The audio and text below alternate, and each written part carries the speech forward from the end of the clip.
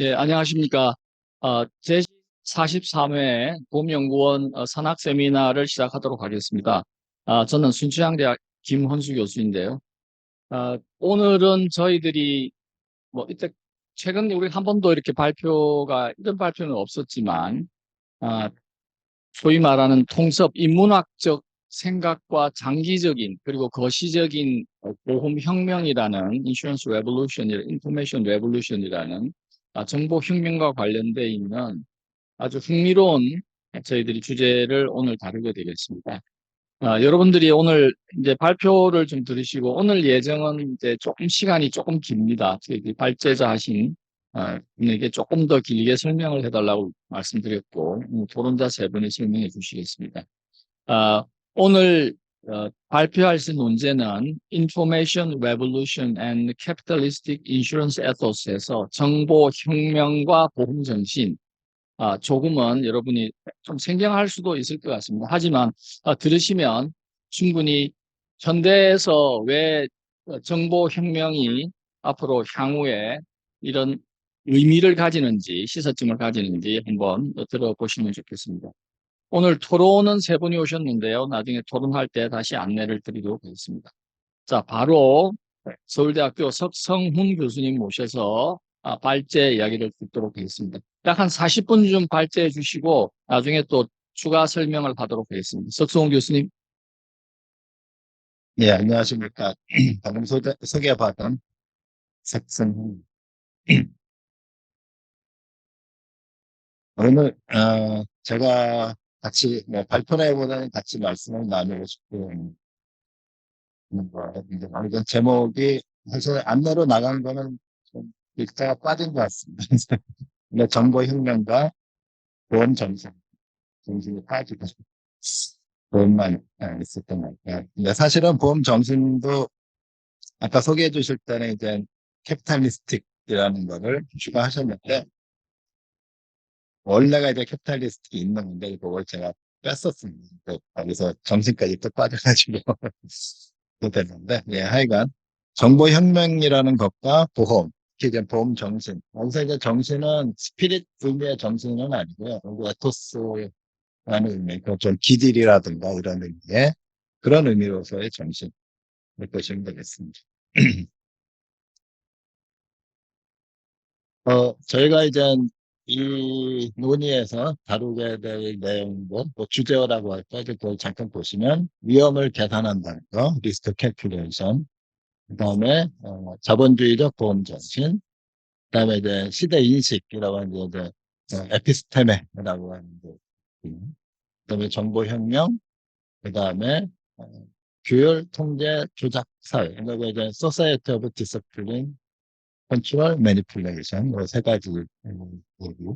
그다음에 보험자 대기. 어떻게 보면은 가장 결론 중요한 어떤 시사점이 이제 보험의 갈등, 얘기들 이런 것들을 제가 다루도록 하겠습니다. 그래서 구체적으로 보면은 저 1, 2, 3번 이렇게 있는 것인데요. 그 자본주의와 위험과 보험의 관계, 그다음에 그 시대 인식이라고 얘기했었던 그 에피스테메와 보험, 위험과 보험의 관계, 그 다음에 정보혁명과 위험과 보험의 관계. 이렇게 해서 그 세 가지가 이제 우리가 다루게 될 내용입니다. 그래서 이제 어찌 보면 좀 관계가 없어는 보이는데, 나중에 그 관계를 억지로 제가 이제 만들려고 합니다. 그래서 일단은 제가 세 개의 큰 갈래를 살펴본다. 이렇게 생각하시면 될 것 같고. 그래서 이제 자본주의라고 하는 게 쭉 흘러오고 있고, 그 보험이라고 하는 게 이제 초창기에 자본주의와 어떤 연관성, 그러니까 그와는 또 별도로 시대인식, 에피스테메라고 하는 것들이 각 시대마다 하나의 에피스테메들이 있는데, 그것들과 보험과의 연관성, 그리고 이제 마지막으로 정보혁명과 보험과의 연관성, 그리고 거기서 나오는 어떤 도덕적인 보험의 어떤 갈등, 이런 것들을 같이 생각해 보도록 하겠습니다. 저거는 이제 요 내용인데, 요거 뒤에 이제 다시 한번 나오니까 그때 다시 말씀드리겠습니다. 여기 이 글에서 정보혁명이라고 하는 거는 우리가 이제 통상적으로 뭐 4차 산업혁명이라고 얘기하는 걸 생각하시면 될 것 같습니다. 그리고 4차 산업혁명을 포함한 조금 넓은 의미의 어떤 디지털, 뭐 컴퓨터 이런 것들을 포함한 것들을 정보혁명으로 보시면 될 것 같고요. 이제 첫 번째 큰 줄기라고 할 수 있는 보험과 이제 자본주의가의 관계. 그래서 이 갈래에서는 이제 우리가 보험과 자본주의의 시작과 밀접한 관련이 있다는 점, 그리고 보험 시장은 자본주의의 어떤 근본적인 정신을 재현해낸다, 레프리젠트한다. 그리고 거기서부터 나오는 보험 시장의 모순, 이런 세 가지 점에 대해서 말씀을 드리도록 하겠습니다. 그러니까 이제 일반적으로 자본주의가 어떻게 시작됐나 했을 때 여러 가지 뭐 얘기가 있고, 자본주의에 대한 어디서부터 자본주의를 보느냐, 여기에 대해서도 뭐 다양한 얘기들이 있는데, 제가 봤을 때는 크게 두 가지의 큰 주기가 있는 것 같습니다. 하나 이제 칼 마르크스 어떤 견해가 있고, 또 하나는 이제 막스 베버 식의 견해가 있는 것 같습니다. 그래서 그래서 저의 이 글이 뭐 여기랑 직접 관련 있는 건 아닌데, 일단은 간단히 그냥 보면 칼 마르크스는 이제 착취라고 하는 거, 그다음에 착취와 관련된 금융의 어떤 역할, 이런 것들을 통해서, 뭐 식민지화라든가 노예라든가 이런 것들, 그다음에 국채를 통해서 자금을 조달하고, 그걸로 전쟁을 하고, 이제 노예, 어떤 식민지 활동을 하고, 뭐 이런 것들이 영향성 속에서 자본을 축적함으로써 자본주의가 시작됐다. 뭐 이런 식의 스토리가 있고.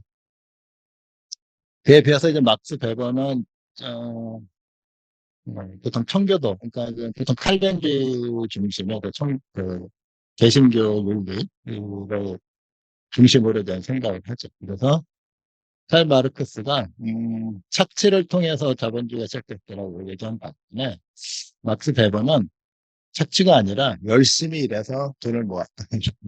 그런 스토리가 되죠. 그래서 무슨 소명이라든가, 그러니까 노동 직업 이런 것들이 소명, 하느님이 주어진 소명이라고 하고, 그 다음에 돈을 열심히 모으고 쓰지 않는 거에서 금욕적이고 체계적으로 노력하고 이런 것들. 그래서 여기 이제 레셔널 캘큘레이션이라는 표현을 이제 막스 웨버가 쓰게 됩니다. 그래서 합리적으로 계산한다.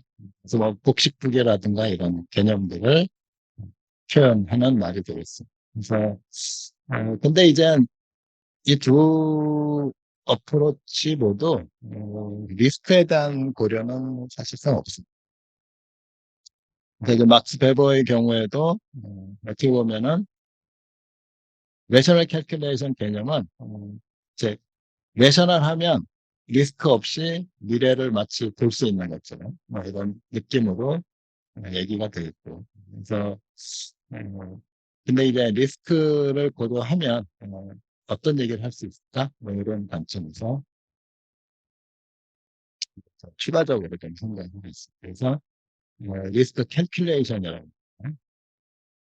위험을 계산한다고 하는 거는 이를테면 그 버인스타인의 어떤 글에 보면은 제가 이런 식으로 이해를 하고 있습니다. 저희도 이제 이런 거를 따라가요.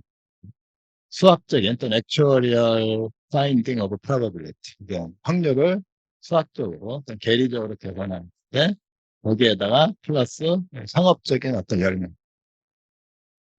가지고 이제 리스크 캘큘레이션 위험을 계산한다는 것이죠.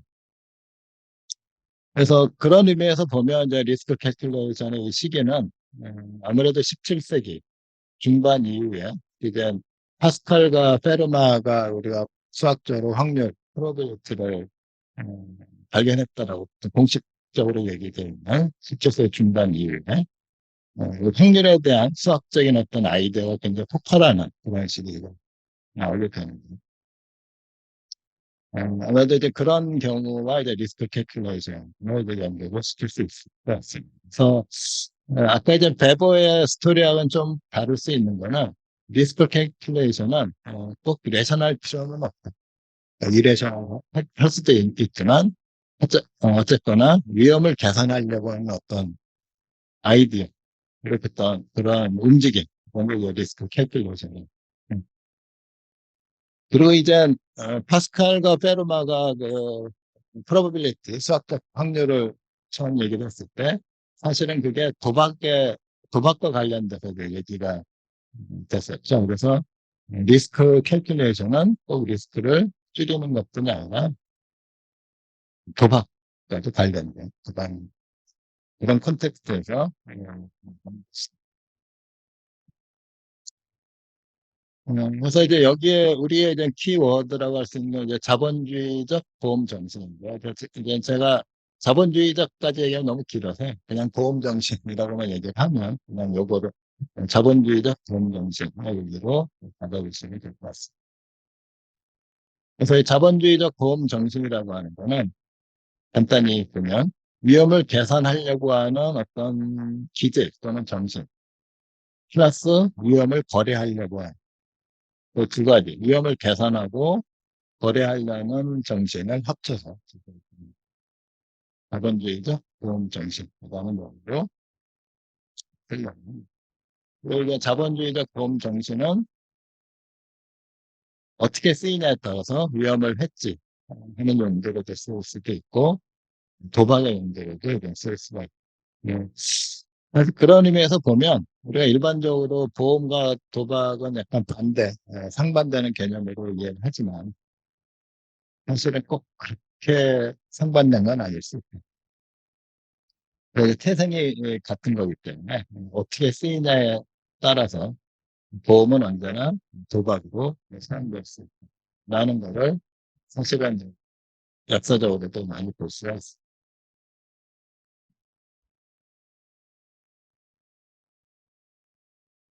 그래서 그 이제 자본주의가 이제 시작될 때와 보험의 관련성에 대해서는 사실은 뭐 굉장히 많은 경우도 우리가 살펴볼 수 있는데요. 무엇보다 이제 보험 시장이 개발이 되죠. 그래서 우리가 이제 자본주의가 왜 유럽에서 나왔을까라는 질문들을 가끔 하는데, 그래서 그 당시에 보면은 이슬람권에서도 굉장히 상업이 융성했었고, 금융 활동도 굉장히 융성했었지만, 우리가 보통 얘기하는 자본주의라고 하는 거는 거기서 나오지는 않고, 보통 이제 뭐 네덜란드나 뭐 스코틀랜드나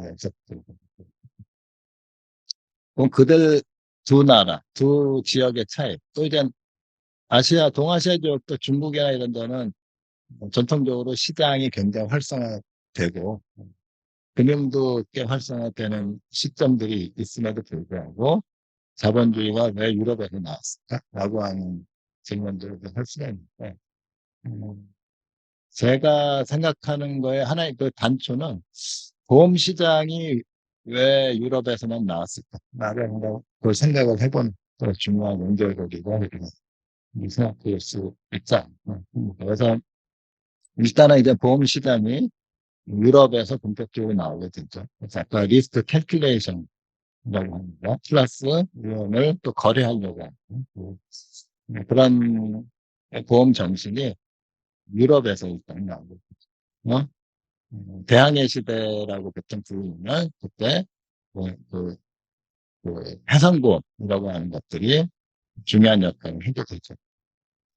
그리고 자본주의 시대에 오면서 굉장히 중요한 역할을 한 게 그 주식회사죠. 여기 동인도 회사들이 이런 주식회사의 초기 모습들입니다. 사실은 주식회사라고 하는 내부를 잘 보면 사실은 그 내부는 어떤 의미에서는 보험 기재라고도 볼 수가 있죠. 어떻게 하면 이 사업의 리스크를 이해관계자 사이에 어떻게 리스크를 트랜스퍼하고 쉐어링하는 사실은 그런 관점에서 볼 수가 있는데 이제 그런 점을 이제 프랭크 나잇이 자신의 책에서 사실은 좀 살펴볼 그런 내용입니다. 그리고 또 흥미로운 건 이제 칼 폴라니의 글인데요. 1944년 그 그레이트 트랜스포메이션을 보면 우리가 보통 그 자본주의의 가장 기본적인 생산의 3요소, 그러면 이제 토지, 노동, 자본이죠.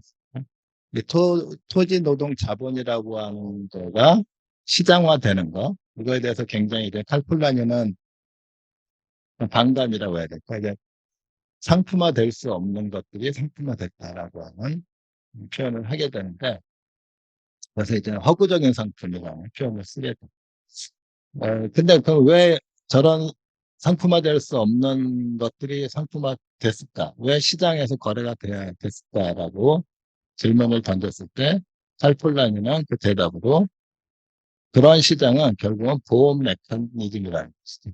보험 메커니즘의 의미는 뭐냐면 자본가들이 생산을 해야 되는데 인풋 시장에서의 불확실성을 싫어하는 거죠. 그래서 그 불확실성을 그 위험을 줄이기 위한 하나의 메커니즘으로 여기서 시장을 만들어서 이제 공급이 늘 원활하게 됨으로써 항상 낮은 가격으로 저것들을 조달을 받게 되고 그다음에 예측할 수 있는 그러한 일종의 보험 메커니즘으로 저 시장들이 만들어졌다. 그래서 우리가 이제 일반적으로 경제학에서는 뭐 생산의 3요소 그리고 그것들의 시장이 당연히 있어야 되는 것처럼 생각하지만 칼폴라니에 따르면 그러한 시장은 원래 자연스러운 게 아니고 이 자본주의 시대에서 자본가들을 위한 하나의 보험 시장에서 시장화됐다라고 하는 얘기를 해봅니다.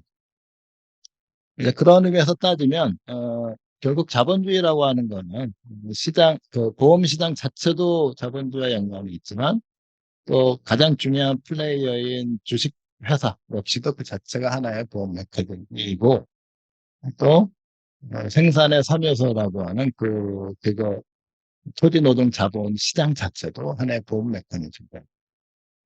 그래서 어떻게 보면은 보험이라고 하는 아이디어, 뭐 명시적으로 보험 시장이든 아니든 그런 아이디어가 없으면 자본주의는 시작할 수 없었다라고 하는 그런 우리가 연관성을 생각해 볼 수 있습니다.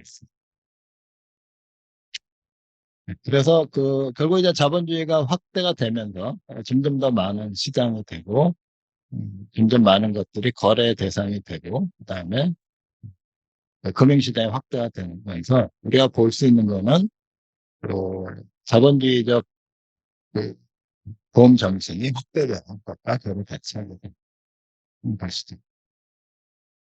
그래서 간단히 그냥 말씀을 드리면 자본주의의 확대는 결국은 보험의 확대가 보험 시장 좁은 의미의 보험 시장이 아니라 보험 에토스 인슈런스 에토스의 개를 대치는 것이죠. 근데 이제 보험 시장 조금 어렵고 이제 이해하기 어려운 점이 있는데 문제는 뭐냐면 위험이라고 하는 거는 일반 상품하고는 좀 다르다는 것이죠. 그래서 이거 위험이라는 데 유령이라고 이제 간단히 썼지만 우리가 이제 경제학적으로도 보면은 일반 상품을 소비를 하면은 효용함수 안에 얼마나 소비했는가 이렇게 들어가잖아요. 근데 보험이라고 하는 거는 그런 식으로 소비를 하지 않고 항상 이것과 이것의 차이로서 소비가 됩니다. 그죠? 그렇잖아. 우리가 사과를 먹으면 사과를 먹음으로써 얻는 효용 들어가는데 바로 보이지만 위험이라고 하는 거는 표시 자체가 어떻게 되냐면 위험이라는 게 딱 있는 게 아니라 이것과 이거의 차이로서만 존재하죠. 그리고 보험을 산다는 것도 이 차이를 어떻게 줄이느냐의 의미로 효용에 들어가지. 효용하면서 안에 뭐 이렇게 소비하는 대상으로 들어가지는 않죠. 그래서 굉장히 이상한 경제학적 모델 안에서 굉장히 이상한 소비의 대상이다. 네. 그러니까 뭐 그런 어려움이 있게.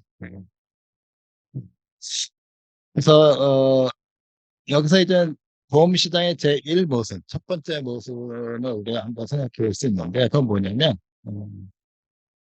보험의 원래 정신은 무엇일까? 그건 상부상조, 그 다음에 연대, 사람들 사이의 연대, 사회적 연대 이런 거죠.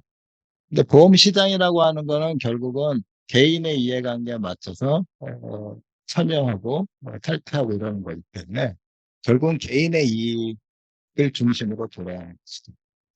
근데 이 상부상조와 개인의 이익은 이 자체가 이제 갈등이 있을 수밖에 없죠. 그래서 상부상조, 보험의 근본 정신은 연대라고 하는 거, 뮤추얼러티 또는 솔리데리티라고 하는 건데, 개인의 이익은 인디비주얼리티가, 솔리데리티와 인디비주얼리티는 그 개념 자체가 이제 상반되는 것이 되죠. 그래서 이거를 이해하는 또 다른 방법은 이제 인류학자 이제 모스의 거래, 더 기프트라는 책이 있는데, 여기 이제 이런 걸 보면 이제 재화를 교환하는 방식에 있어서 이제 두 가지로 구분하죠. 첫 번째가 이제 선물이라고 하는 거고, 다른 게 이제 거래죠. 그래서 거래와 선물의 차이는, 거래는 등가 교환을 하고, 스팟, 등가가 이제 그 자리에서 교환되야 되는 스팟 교환이거든요. 선물은 기본적으로 부등가고 또 시차가 있는 교환. 그 보험 정신, 그러니까 이 연대하고 솔리데이트, 상부상조라고 하는 거는 기본적으로 선물의 형태죠. 내가 널 지금 도와줬으니까 얼마 줘. 그러면 이게 연대가 아니죠. 거래가 되죠. 그래서 보험 정신인 이 솔리데리티는 결국은 선물의 형태를 띌 수밖에 없는데, 보험 시장은 거래의 형태를 떼야 되기 때문에 선물과 거래는 이것은 갈등할 수밖에 없다. 왜냐하면 선물은 거래의 방식으로 교환될 수 없기 때문에 거래와 선물은 명확하게 구분되는 서로 상대적인 개념이죠. 그래서 선물을 주면서 돈을 달라 그러면 선물이 아니죠. 그래서 선물은 거래할 수 없는 선물을 거래하려고 하는 시장. 그게 이제 보험 시장이기 때문에 여기에서 갖고 있는 근본적인 모순이 존재할 수밖에 없죠. 그게 이제 보험 시장의 제1 모순이라고 제가 정리를 했습니다. 중간 요약은 뭐, 자본주의의 보험 정신과 초기 자본주의와의 관계, 그 다음에 보험 정신의 확대는 자본주의의 확산과 밀접한 관련이 있다는 거. 그 다음에 보험시장의 제1 모순은 연대, 선물이라고 하는 원래 보험 정신과 그거를 시장에서 구현하려고 하는 것. 그러나 시장은 거래의 공간이기 때문에 선물과 거래사의 갈등을 게 보험시장의 제1 모순. 이걸 좀 떠올리고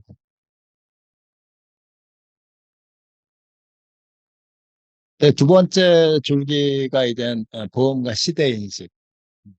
시대인식은 이제 푸코의 이제 에피스테메인데, 네, 어쨌든 보험과 시대인식과 밀접한 관련성을 좀 살펴보고요. 푸코의 이제 시대인식에 따라서 특히 근대와 현대의 시대인식과 보험과 어떤 관계에 대해서 살펴보도록 하겠습니다. 제가 이제 시대 인식이라고는 번역했는데, 정확히는 이제 시대 지식 정도가 더 정확할 수 있을 것 같습니다. 그래서 주로로 이제 에피스테메라고 이렇게 짝대기를 이렇게 찍고만 하는데, 이제 미셸 푸코에 따르면, 한 시대에는 그 시대를 관통하는 공통된 지식이 있다. 그런 의미의 이제 에피스테메 썼고요. 여기, 요 내용을 잘 볼 수 있는 게 여기 그 책인데, 이거 이제 불어 책이고, 요거 영어로는 The Order of Things, 사물의 질서 이렇게 되어 있는데, 원래 제목은 말과 사물, 번역판도 이제 말과 사물이라는 여기 단어거든요. 그래서 어쨌거나 이 푸코에 따르면 크게 이제 세 가지 정도에서 이제 큰 구분을 하게 되는데요. 르네상스 시대의 에피스테면은 유사성이다. 그러니까 비슷한 거. 그 비슷한 거의 의미는 뭐냐면 우리가 동물의 간을 먹으면 내 간이 좋아지고 동물의 눈을 먹으면 내 눈이 좋아지고 이런 식으로 우리가 얘기하는 거. 그의 유사성. 이렇게 보시면 되고. 요거는 이제 근대로 오기 직전의 유사성이에요. 그래서 아직 그렇게 과학적이지 않은 그런 거고요. 근데 그것이 이제 17, 18세기로 오면서 비콘은 이제 고전 시대라고 불렀는데 클래시컬 피어로. 근데 보통 이제 근대 정도가 더 적당한 거 있어요. 요 시대로 오면은 에피스테메가 동일성과 차이이다. 라고 얘기를 하고 있습니다. 그래서 무엇이 같고 무엇이 다르냐에 대한 구분하는 것. 이게 이제, 물론 이제 프랑스를 중심으로 한 유럽이겠지만, 거기서의 근대적인 지식의 어떤 내용이다. 라고 얘기를 하고 있습니다. 그래서 이걸로 인해서 여러 가지 학문들이 이제 나오게 되는데요. 아직까지는 우리가 보통 학문이라고 하는 거라기 전에 그전 단계 정도 나오게 됩니다.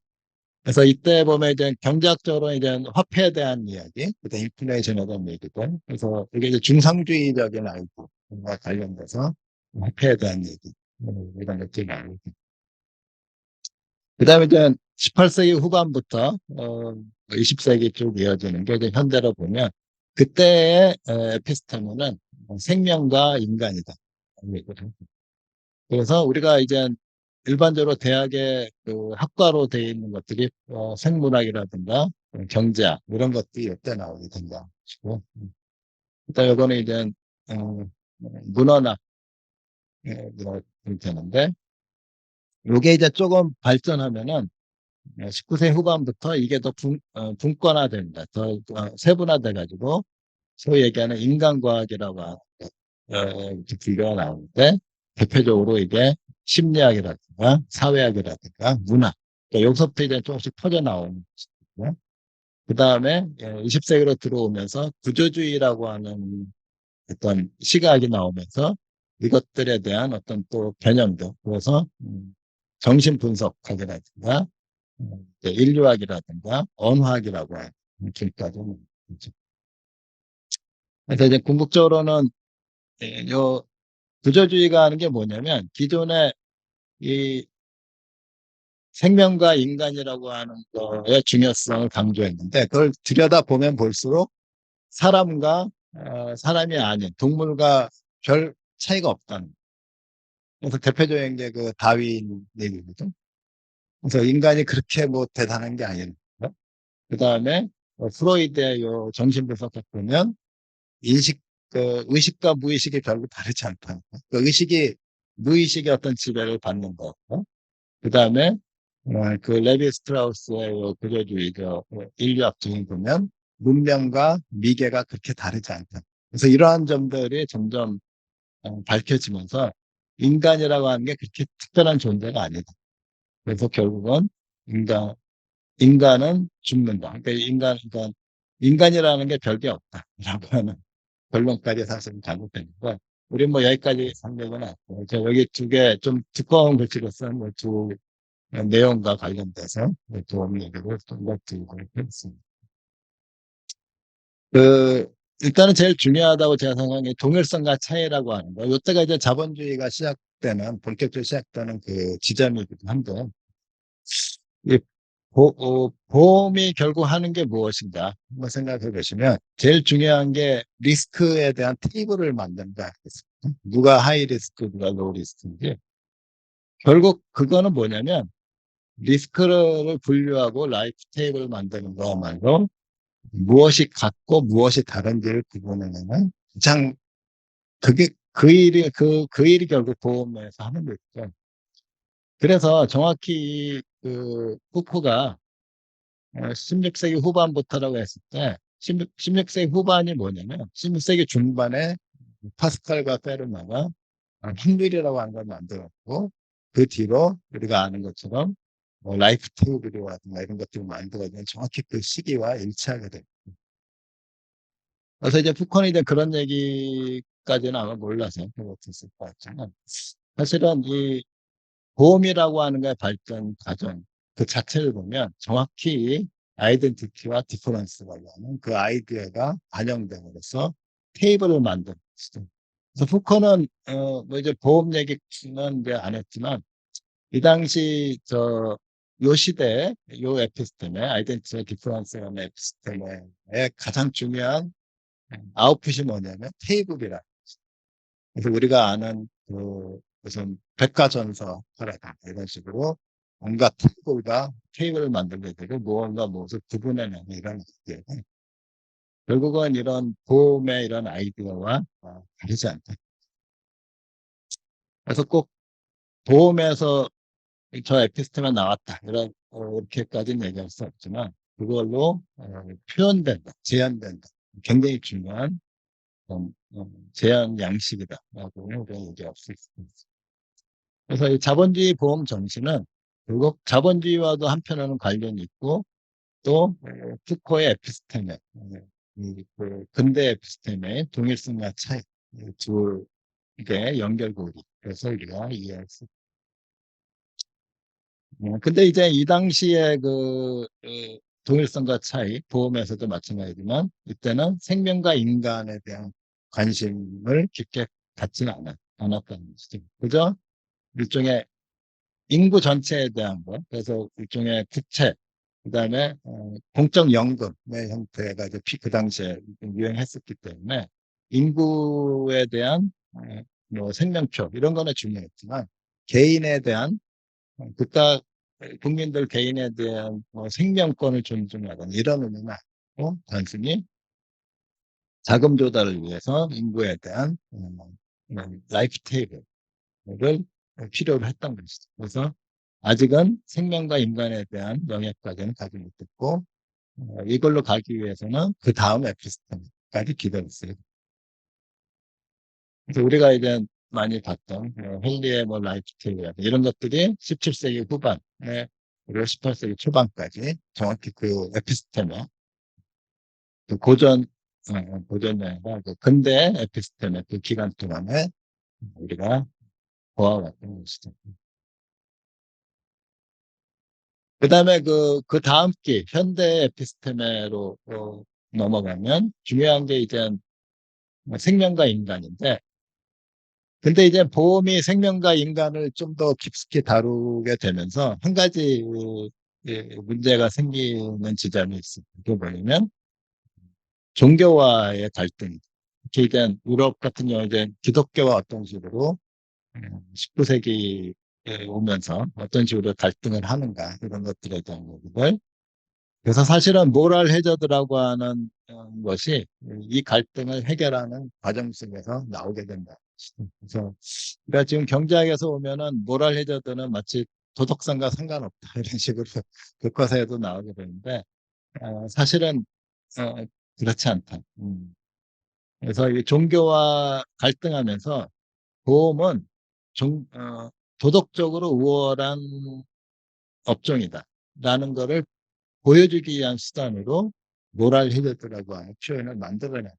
그래서 보험은 모랄 해저드가 아닌 것을 모랄 해저드인 것하고는 우리는 다르지 않아요. 그거와는 우리는 거리가 멀다라고 하는 것을 강조하기 위한 지극히 도덕적인 관점에서 모랄 해저드가 나오게 되니까 지금 경제학은 이제 그 맨 처음 나왔을 때는 다 이제 잊어버리고 이제 도덕성과 무관하다 이렇게 교과서에서 가르치고 있습니다. 어쨌거나 이런 그 종교와의 어떤 갈등이 있고 그거는 이제 생명이라고 하는 걸 다루고 인간을 다루려고 하다 보니까 기존에 그거를 점유하고 있었던 종교와 갈등을 할 수밖에 없는 거죠. 또 우리는 이제 보험이 이제 그런 식으로 갈등을 했었고 우리가 아는 또 다른 게 이제 그 생물학이죠. 그래서 다윈이즘이 결국 종교와 계속 갈등하는 이유도 결국 생물학적으로 인간과 생명에 대한 논의를 하려고 하다 보니까 종교와 이제 부딪히는 것이죠. 역시 마찬가지로 보험도 이제 그런 과정을 19세기에 겪게 되는 것이고, 근데 보험이 이제 19세기에 이제 타협을 하게 되죠. 어떤 식으로 하냐면 신의 섭리를 섭리의 수단으로 보험이 쓰일 수 있다. 즉, 그 사람의 죽고 사는 게 신의 섭리인데 보험이 인간이 관여하는 거는 신의 섭리에 위배되는 것이다라고 하는 그런 비판을 그게 아니라 내가 죽음으로써 나의 가족들을 이 보험을 통해서 나의 가족들을 먹고 살 수 있게 해주는 것 그것이야말로 신의 섭리에 부합한다라고 하는 식으로 종교와 이런 타협을 하게 되죠. 그래서 일단 그 타협을 한 다음에 그 다음에 드디어 이제 생명과 인간이라고 하는 그 다음에 에피스테메가 본격적으로 연구를 됩니다. 그래서 그것이 사회보험, 사회보장이라고 하는 어떤 시스템과 만나면서 20세기 19세기 후반부터 20세기 이르기까지, 지금까지 이르기까지 사회보험과 사회보장이라고 하는 시스템으로 생명과 인간을 보호하려고 하는 어떤 움직임을 볼 수 있겠습니다. 그래서 우리가 첫 번째 명제라고 하는 건 이제 좀 제가 정리를 조금씩 하는 거인데요. 명제일은 시대인식, 푸코의 시대인식 에피스테미는 자본주의적 보험 정신과의 연관성을 통해서 설명할 수 있습니다. 그다음에 특히 이제 동일성과 차이, 아까 그거 설명할 수 있는데 요거는 조금 다른 얘기입니다. 뭐냐면 동일성과 차이를 그냥 한번 이건 같고 이건 다르다 하고 거기서 끝난 게 아니라 사실은 보험이라고 하는 거는 계속 동일한 것이 그 다음엔 차이로 연결될 수 있고 처음엔 달랐던 것이 다음엔 또 동일해질 수도 있고 이런 것들이 음, 딱 정해져 있는 게 아니라 서로 막 뒤섞이면서 움직일 수 있다라고 하는 그런 식으로. 그래서 그건 뭐냐면 우리가 이제 보험 시장에서 사실은 그렇죠. 거의 비슷해 보이는 두 사람을 리스크를 어떻게 분류하느냐에 따라 가지고 누구는 하이 리스크가 되고 누구는 로우 리스크가 될 수가 있죠. 근데 그거는 비슷해 보이는 사람을 동일한 거를 차이로 만드는 어떤 시스템 또는 반대로 서로 차이가 나는 거를 동일한 걸로 또 만들 수도 있는. 이제 리스크를 어떻게 보느냐에 따라서 그 부분이 계속 바뀔 수 있다라고 하는 그런 점을 보시면 될 것 같습니다. 그래서 이런 과정에서 이거는 약간 그냥 이제 정리하는 의미에서 보시면 하나의 보험회사가 어떤 특권이라고 제가 주장하는 그 특권이 있는데 그건 뭐냐면 이제 공정한 차별이라고 하는 특권을 얻게 되는데 결국 보험 시장이 자본주의의 핵심 정신, 자본주의의 핵심적인 정신을 대표하는 것이고, 그다음에 시대 에피스테메를 대표하는 것으로서 어떤 특권을 누리고 있다. 그 특권은 한마디로 공정한 차별이라고 하는 특권이죠. 그래서 이 공정한 차별은 우리가 많이 쓰는 거죠. 페어 디스크리미네이션인데 사실은 이 두 단어는 잘 어울리지 않는 거죠. 페어하면 페어한데 차별하겠다는 거죠. 에, 그래서 원칙적으로는 어울리진 않지만 우리가 이제 어떤 의미인지 다 알고 있죠. 각자의 위험에 맞춰서 거기에 맞는 대적, 보험료도 하이 리스크는 높은 보험료라든가 이런 식으로 하는 게 페어 디스크리미네이션이고 그 공정한 차별하려면 이 자체가 이제 특권이고 공정한 차별하기 위해서 필요한 거는 위험을 계산해야 되죠. 그 다음에 그걸 위해서는 정보와 데이터를 모으고 분석을 해야 되고 그러니까 이런 것들을 필요하고 그걸 바탕으로 차별 근데 공정해야 돼. 그래서 공정하면서 공정한 차별을 해야 된다는 것이죠. 이게 이제 보험회사가 갖고 있는 특권으로 제가 그냥 이름을 붙여봤고 이것이 왜 의미가 있는지 좀 뒤에 가서 다시 얘기하도록 하겠습니다. 그래서 이제 우리가 앞에서 연대와 개인이라고 하는 제일 모습을 봤었는데 이 공정한 차별을 통해 가지고 이 보험 시장의 제일 모순이 좀 확대된다고 할까 아니면 조금 다른 양상으로 나오게 되는데 결국 차별을 하는 거는 어떤 의미에서는 그 이익을 위한 차별이죠.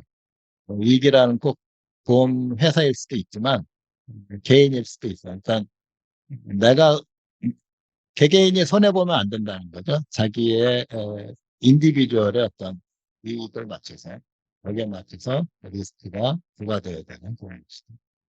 근데 이거는 결국은 상호성과 연대성과 또 배치되는 것이죠. 상호성이라고 하는 건 연대성은 어떻게 보냐면 내가 손해를 보면서 남한테 이익을 줄 때 그 연대가 생기는 거고 공정한 차별은 그거를 허락하지 않는 것이죠. 그래서 이러한 것들이 결국은 어떤 모순으로 이제 20세기 이후에 나오게 되냐면 어, 보험의 민간 시장과 사회보험 사이의 갈등으로 나옵니다. 그러니까 사회보험은 결국 연대성을 추구하는 게 기본 목표이고 보험 시장은 공정한 차별, 그 공정한 차별은 인디비주얼이죠. 그래서 개인주의적인 시장이기 때문에 원래 연대와 개인의 이 갈등이 원래 있었는데 그 양식이 사회보험과 민간보험 사이의 갈등으로 20세기에는 드러나게 됩니다. 아니면 최근에 이제 나오는 그 신자유주의와 공동체의식 사회 갈등 이렇게 나올 수도 있고요. 또는 좀 고전적으로 뭐 자유와 평등 사회 갈등 이런 식으로 드러나는 게 결국 연대와 개인 사회 갈등 이런 게 새로운 옷을 입고 나온 될수 있습니다. 그렇게 해서 이제 에피스테메와 도움 정신과의 관계까지 보고 했고요. 이제 세 번째 이제 마지막 그 꼭지인데요. 여기서 이제 정보혁명과 사회와의 관계에 대해서 얘기를 하도록 하겠습니다. 요거를 보기 위해서는 또 통치성이라고 하는 또 개념, 요것도 또 푸코의 그 푸코의 개념을 좀 이해를 해야 됩니다. 이 푸코가 그 통치성이라고 하는 용어도 좀 만들어내고요. 뭐 뜻은 뭐 이런 거죠. 국가를 어떤 식으로 통치하느냐에 대한 건데. 그래서 통치성의 내용에 따라서 근대 이후로 한 세 가지 크게 이제 뭐 크게 이제 두 가지로 구분하게 되었고요. 네, 16세기 정도까지 이제 서버린티 소사이어티 이건 이제 군주가 사회를 국가를 다스리는 어떤 정신. 그래서 이때 이제 가장 대표적인 서적이 이제 군주론 같은 거 생각하시면 되겠습니다. 르네상스의 군주론. 물론 이제 중세 얘기하는 건 아니고 중세 이후로 얘기하는데 일단 왕이라든가 이런 군주, 한 지역을 다스리는 군주의 가분멘트를 이제 서버린트라고 하고 여기는 이제 중심이 군주가 되죠. 그래서 주권을 가진 거는 군주죠. 그래서 그 군주를 위해서 사회를 어떻게 통치하는 이게 이제 핵심 과제였고 근데 그게 이제 근대로 넘어오면서 후포가 이제 정의하는 게 소사이어티 오브 디서플린 규율사회, 훈육사회라고 하는 것인데 요거는 이제 서버린티와 비교해서 훨씬 더 근대화된 것인데 여기서는 앞에서는 이제 왕이라든가 통치자를 위한 사회라면 여기서는 일단 국민을 위한 사회이긴 하고 그 국민을 어떤 식으로 관리하는 그리고 특히 어떻게 앞에서는 그 소버린티 소사이어티에서는 왕의 말을 안 들으면 어떻게 벌을 줄 것인가 뭐 이런 게 관심이라면 여기서는 어떤 식으로 생산을 조직해서 부유하게 만들 것인가 국민들을 그런 관점에서 통치를 한다는 것이죠. 그거에 대한 소사이어티 디스플린이고 20세기까지 계속 이어지는 걸로 일단 생각하는데요. 들레주라고 하는 또 다른 철학자는 20세기 후반부터 이 디서플린 소사이어티가 바뀌었다라고 얘기했는데 이름을 소사이어티 오브 컨트롤이라고 하는데 이제 통제라고는 썼지만 규율에 비해서 조금 더 간접적인 의미의 통제. 규율은 이제 꽉 짜여져 있는 어떤 틀에 맞춰서 가는 것들이고 그래서 중요한 게 뭐냐면 그냥 뭐 학교라든가 뭐 군대를 간다든가 이런 것들이 이제 규율사회고 그 안에서 짜여져 있는 규칙에 맞춰서 행동을 해야 되고 뭐 아침에 일어나야 되고 뭐 이런 것들이 규율사회죠. 그다음에 학교를 뭐 12년 동안 다녀야 되고 이런 것 다 규율사회의 특징이고 들레즈가 얘기한 20세기 후반의 통제사회는 그러한 게 단속적으로 이어라는 게 아니라 계속해서 변화해야 된다. 그런 점. 그래서 뭐 학교를 졸업하면 공부 끝이 아니라 계속 공부해야 된다. 그래서 평생교육 이런 것들을 만들어서 이런 것들 이때는 이제 디지털 시대와 관련 시작되는 시대예요. 그래서 여기서 이제 의미 있는 단어가 이제 디비주얼이라고 하는 단어입니다. 개인들이 인디비주얼인데 디비주얼로 바뀌게 됩니다.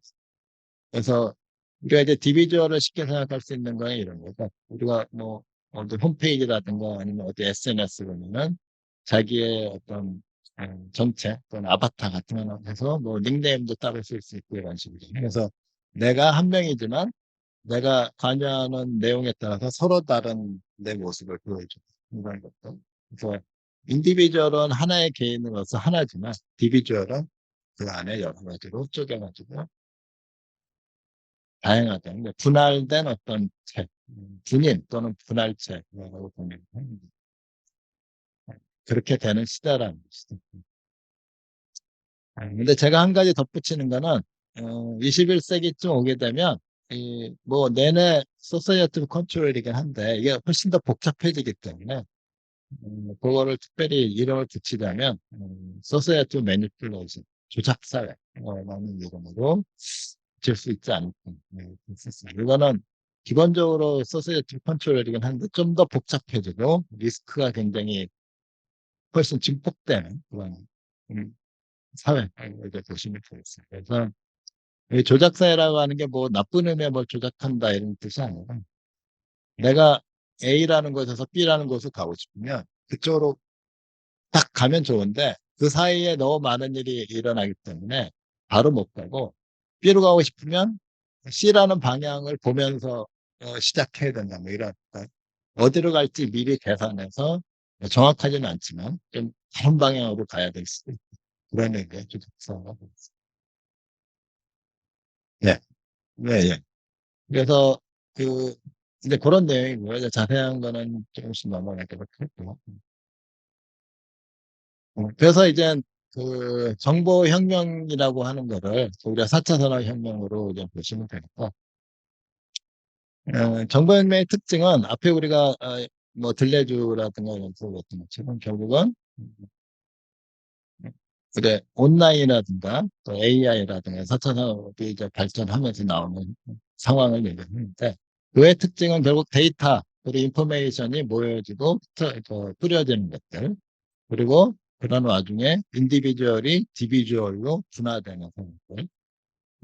일단 우리가 라이프 슈퍼의 경우에 이제 라이프였지만 우리가 디지털 상에서는 여러 가지 디비주얼로 쪼개지면서 결국은 하나의 분자화되는 그죠? 분자화되고 매스라고 하는 게 덩어리라는 매스도 있지만 또 군중이라는 의미도 있죠. 그래서 두 가지 어떤 복합적인 그런 의미. 그래서 다중화된 다중인격성 우리가 보여주는 시대로 바뀌어가는 거예요. 그래서 리스크가 복잡화되고 중첩되고 그다음에 여러 그 디멘전 다차원화되는 그런 상황들을 우리가 인포메이션 4차 산업 혁명 이후에 우리가 겪고 있는 상황이죠. 그래서 결국은 조금 초기에는 단순화된 소시에이티브 컨트롤이었지만 그게 리스크가 훨씬 더 복잡해지는 불확실성이 훨씬 더 극대화되는 그런 사회. 그래서 소시에이티브 매니플레이션하고 기를 그 인포메이션 레볼루션.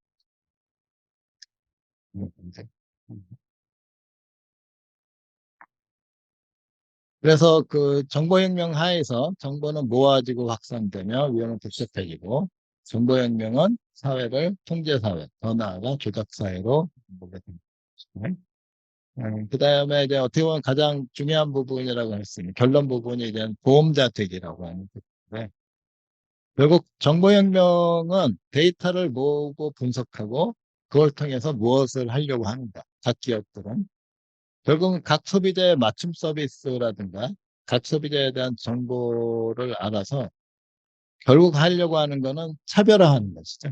그렇죠? 소비자들을 구분해내고 차별화하는 것이죠. 그러면 정확히 이것이 하는 게 뭐냐면 그동안 보험자들이 해왔던 거. 아까 그 보험자들의 특권이라고 얘기했었던 페어 디스크리미네이션. 페어 디스크리미네이션 하기 위해서는 정보를 얻고 축적하고 분석해서 소비자들을 차별화해내는 그러면서도 공정하다라는 말을 듣는 차별화하면서 욕을 먹으면 안 되죠. 다른 산업은 지금까지는 차별화하면 욕을 먹었던 것이죠. 차별화하면 공정거래법에 위반되기도 하고 소비자를 차별함으로써 욕을 먹었는데 보험회사는 차별화하면서 공정하다는 말을 듣는 굉장히 특이한 산업이었거든요. 바로 그러한 역할을 정보혁명을 통해서 모든 산업이 그 페어하다는 얘기를 들을 수 있는 상황에 왔다. 그래서 그런 의미에서 모든 기업들은 드디어 보험자가 됐다. 과거에 보험자들이 누려왔던 그런 특혜, 페어 디스크리미네이션을 모든 기업들이 정보혁명의 도움을 받아서 욕을 먹지 않는 디스크리미네이션을 하면서도 동시에 페어하다는 얘기를 할 수 있는 그런 상황이 옴으로써 진정으로 모든 기업들은 보험자가 된다는 것이죠. 그게 이제 마지막, 마지막은 아니고 가장 중요한 우리 결론인 것 같습니다. 결국 정보혁명은 그런 의미에서 보험혁명이다. 모든 기업은 보험자가 되는 것. 그것이 지금의 4차 산업혁명이 의미하는 것 중에 굉장히 중요한, 전부는 아니더라도 굉장히 중요한 것. 그래서 그런 의미에서 정보혁명은 보험혁명이라고 우리가 부를 수 있을 것입니다. 그래서 이제 마지막으로 이제 이중 모순. 아까 우리 첫 번째 모순은 우리 얘기를 했었죠. 연대와 개인 사이의 갈등. 이건 보험 시장이 갖고 있는 본질적인 모순이고요. 근데 새로운 모순이 이게 나오게 되죠. 그거는 인디비주얼리티, 개인화와 디비주얼리티, 분할자 사이의 갈등. 개인이라고 하는 거는 이 자체가 하나의 생명의 단위죠. 그죠? 인격의 단위고. 그래서 이거는 원래 단어 자체가 인디비주얼이죠. 자를 수 없는. 근데 자를 수 없는 거. 자르면 그 생명을 다 하기 때문에 자를 수 없었던 개인인데 이제 어, 이 새로운 4차 산업혁명 이후에 사람들은 다중인격의 분할자, 군인으로 쪼개지기 시작한 것이죠. 그러면 이 개인은 그 자체가 인격체였는데 인격의 기본 단위였는데 그것이 쪼개지면서 그 인격을 어떻게 우리가 대해야 되는 여기서 생기는 게 드디어 우리가 앞에서 봤던 라이프 앤 휴먼 빙이라고 하는 에피스테메가 이 분할자로 인해서 더 이상 생명체가 아닌 데이터와 넘버 그리고 기업의 이익이라고 하는 프로핏이라고 하는 형태로 쪼개져 나오고 있어요. 여기서 생기는 도덕적인 갈등이 생기게 되죠. 그래서 그걸 이제 이중에 더블 모랄 테스트가 있고 하나가 인디비듀얼리티와 솔리데리티 갈등. 솔리데리티는 서로 포용하는 것인데 인디비듀얼리티는 서로 차별하는 것이죠. 디스크리미네이션으로. 거기에 덧붙여서 인디비듀얼리티와 디비듀얼리티 갈등은 인간과 생명의 인디비듀얼리티가 데이터와 프로핏이라고 하는 디비듀얼리티와의 또 갈등. 이 이중의 갈등이 이제 우리가 보험과 관련돼서 특히 4차 산업혁명 이후에 우리가 이제 신경 써야 되는 뭐가 이제 도덕적인 갈등이 되겠습니다. 그래서 이제 그렇다면 보험자들은 이제 뭘 해야 되는가? 모든 기업이 보험자처럼 행동을 한다고 하면 기존의 보험자는 어떤 일을 해야 되는가라고 하는 질문을 우리가 드릴 수 있죠. 이거는 그냥 질문입니다. 쉬운 것 바로 답을 생각해보자 하는 의미의 질문이고 정보혁명으로 보험은 이중 모순을 노출하고 있고 정보혁명은 도덕성에 대한 질문을 하고 또 전통적인 보험의 역할에 대한 질문까지 던지게 된다는 것이죠. 그래서 이제 마지막으로 이 그림 앞에서 이제 잠깐 넘어갔던 거고요. 볼때 우리 저의 이제 발표를 그림으로 정리한 건데 자본주의적 보험 정신 에토스가 있고 이거는 시장과 위험을 개선하는 거가 모여 있는 것이고요. 이것이 자본주의와 관련이 있고 또 리스크 클래시피케이션을 통해서 에피스테미, 푸코식의 에피스테미와 관련이 있고 그리고 그것이 사회 보장, 사회 보험과의 연관성이 생기게 되죠. 그 다음에 정보혁명은 본격적으로 조작사회가 되고 있어서 이것들의 상호 갈등이라고 하는 두 개의 갈등 되는 것이죠. 그리고 이런 내용으로 이렇게 한번 전체적으로 보험과 자본주의, 그다음에 4차 산업혁명 등에 대해서 이제 살펴봤습니다. 예, 이상으로 제 발표를 마치겠습니다. 감사합니다. 대단히 감사합니다. 어, 지금 뭐 이 오프라인에 저희들 조금 계신 분들, 오늘 우리 언론사에서 오신 분들, 과연 이걸 무엇을 이제 보낼 수 있을까 이제 고민하실 것 같고요.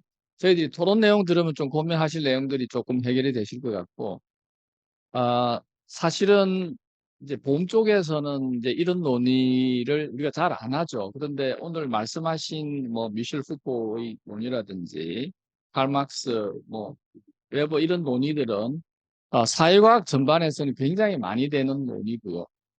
오늘 우리 석 교수님은 간단히 요약하면 어, 지금 이제 푸코에서 말하는 에피스테메가 현재까지 우리가 진행된다고 봤을 때 결국 정보혁명이라고 하는 우리가 4차 산업혁명이 모든 기업들을 보험회사로 만드는 이 상황에서 과연 보험은 당신네들은 뭘 할 게 남아 있는 것인가? 사실은 정보혁명 하에서 보험회사의 역할의 축소 내지는 역사의 변화에 대해서는 다양한 시각으로 볼 수 있습니다만 오늘 이런 역사적 또는 철학적 시각에서 이렇게 봐주셔서 대단히 우리 산학 세미나의 의미가 있고요. 오늘 토론은 뭐 가장 우리 저 보험에서도 왕성하게 활동하는 우리 동아대학교 김대환 교수님, 그리고 보험연구원의 김석영 박사님, 그리고 민인위의 최영민 상무님께서 토론을 해 주시겠습니다. 각기 준비하신 내용 말씀해 주시고 또 질문해 주시고 또 이렇게 토론을 이어가도록 하겠습니다. 제일 먼저 차례대로 저 가나다 순 저기 저 두산에서 KTX 타고 온 우리 김대환 박사님 부탁드리겠습니다. 예, 안녕하십니까. 김대한입니다. 저는 원래 이제 데이터를 자주 만지는 그런 쪽을 이제 좋아하는 이제 전공을 하는 사람인데요. 제가 석 교수님의 논문을 받고 제목만 보고 벌써 제가 놀랐습니다. 그리고 이제 제목을 보고 이해가 안 돼가지고 이제 쭉 한 장씩 넘겨보지 않습니까? 그러면서 숫자가 하나도 없다는 거에 또 하나 저한테는 굉장히 큰 당황이었고요.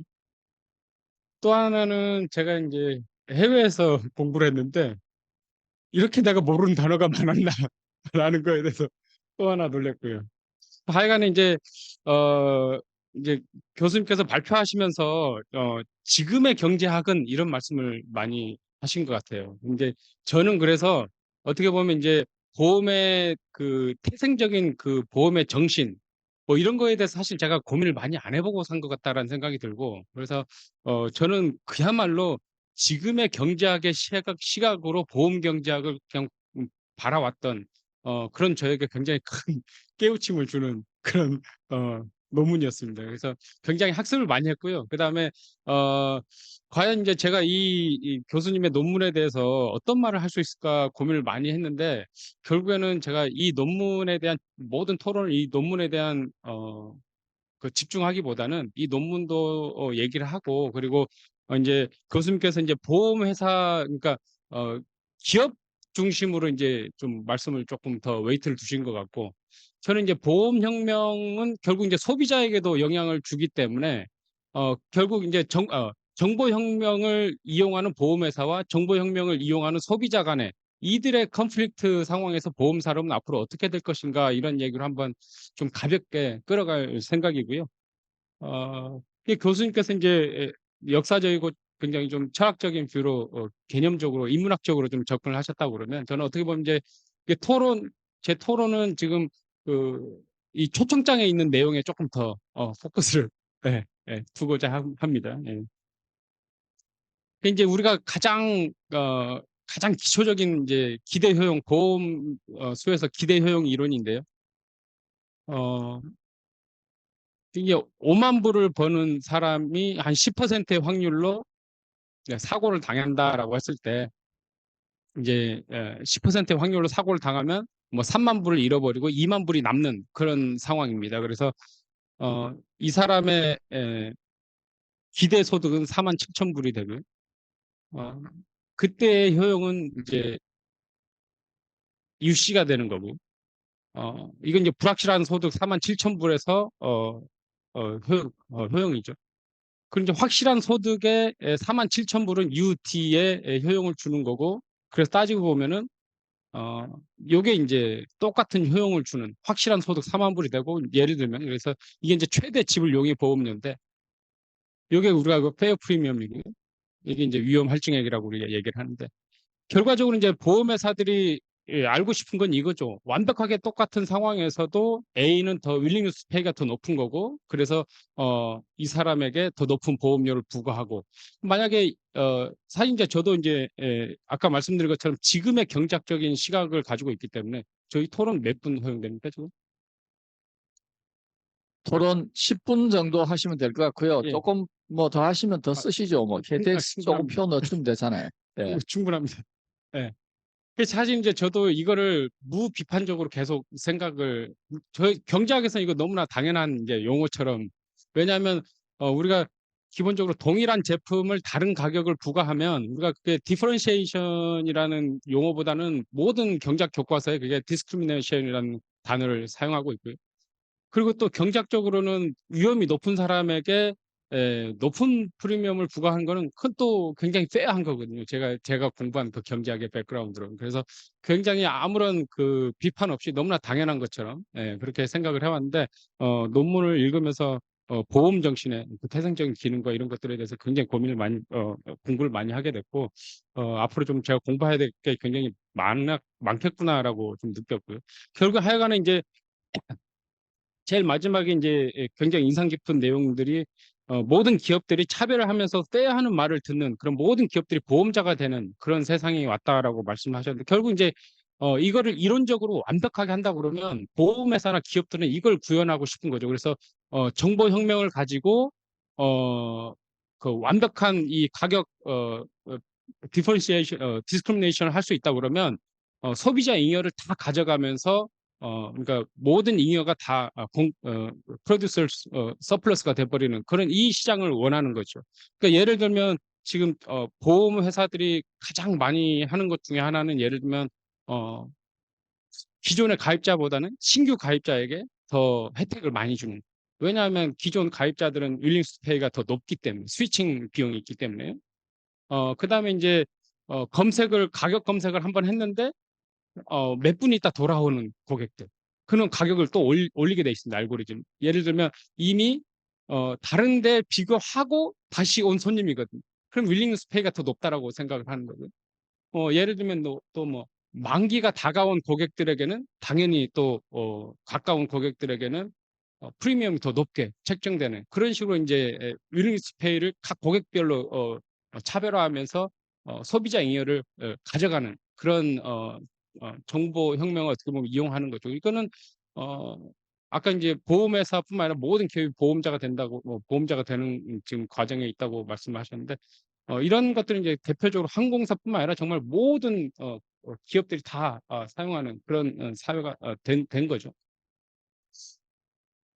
그런데 이제 정보혁명이 보험회사뿐만 아니라 소비자에게도 일어나는 것 같아요. 그러니까 우리나라 그 이제 보험 산업의 특징을 보면, 기본적으로 저는 이제 이 보험 회사들이 하는 게임이 버추한트 게임이라고 보는 겁니다. 그래서 버추한트 게임은 기업들이 동일한 제품을 판매하고 그 경우에는 그러니까 동일한 제품을 판매하면서 가격 경쟁을 하는 시장은 어, 이게 완전 경쟁 시장이 아님에도 불구하고 결론은 완전 경쟁 시장으로 끝난다. 그래서 모든 잉여를 소비자가 가져가게 된다라는 그런 게임인데, 저는 한국의 이 보험 산업이 여기에 굉장히 잘 맞아 떨어진다라고 봐요. 그러니까 보험회사들이 상품 차별이 거의 안 돼 있고 똑같아요. 그리고 다 가격 경쟁을 하고 있고요.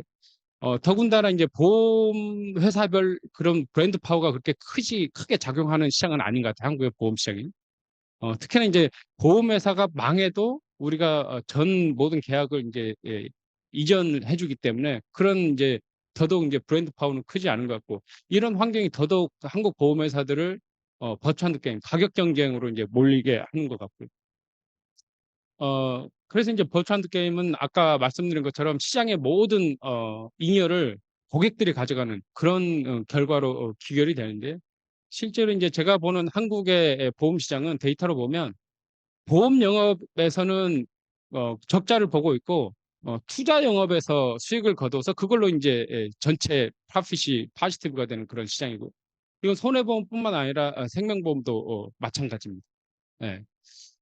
그래서 제가 보는 거는 정보혁명이 이 소비자에게 이 모바일과 그 인터넷 그 접속, 그다음에 무엇보다도 이 소비자 입장에선 가격 비교를 할 수 있는 그 힘이 생기면서 보험회사들로 하여금 실제 치열하게 가격 경쟁을 할 수 있는 그런 버추언트 게임을 할 수 있게 만들고 있다라고 생각이 됩니다. 그래서 어, 결과적으로 보면은 이 게임은 앞으로도 어떻게 보면 저는 오히려 정보혁명의 관계에서 소비자들에게 좀 유리한 쪽으로 가지 않을까 그런 생각이 들고요. 만약에 이 관계만 있다 그러면 보험회사 쪽으로 많이 넘어갈 것 같고 심지어 이렇게만 있어도 보험회사 쪽으로 좀 넘어갈 것 같고요.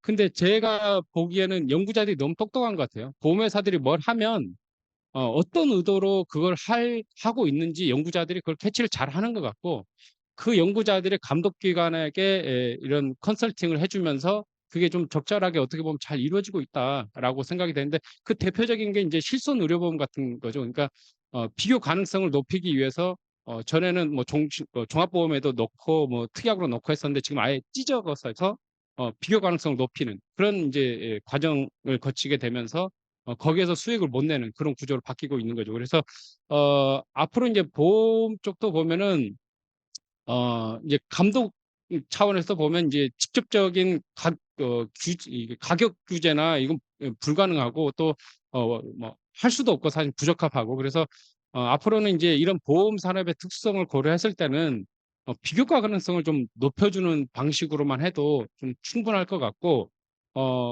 이 보험 영업 쪽에서는 소비자가 앞으로는 아까 말씀드린 것처럼 제 예측으로는 위너가 될 것 같은 그런 생각이 들고요. 결국 이제 보험회사들은 어, 이 투자 영업 쪽이 굉장히 중요해질 것 같고 그 투자 영업에서 이윤을 많이 내려면 결국 그래도 소비자들이 만족할 수 있는 새로운 상품들을 계속 개발해 내야 되는 거고 다만 보험 영업에서는 이윤을 많이 못 내고 투자 영업에서 많이 이윤을 내고 뭐 이런 산업이 계속 될 것 같다라는 생각이 듭니다. 이상으로 토론을 마치겠습니다.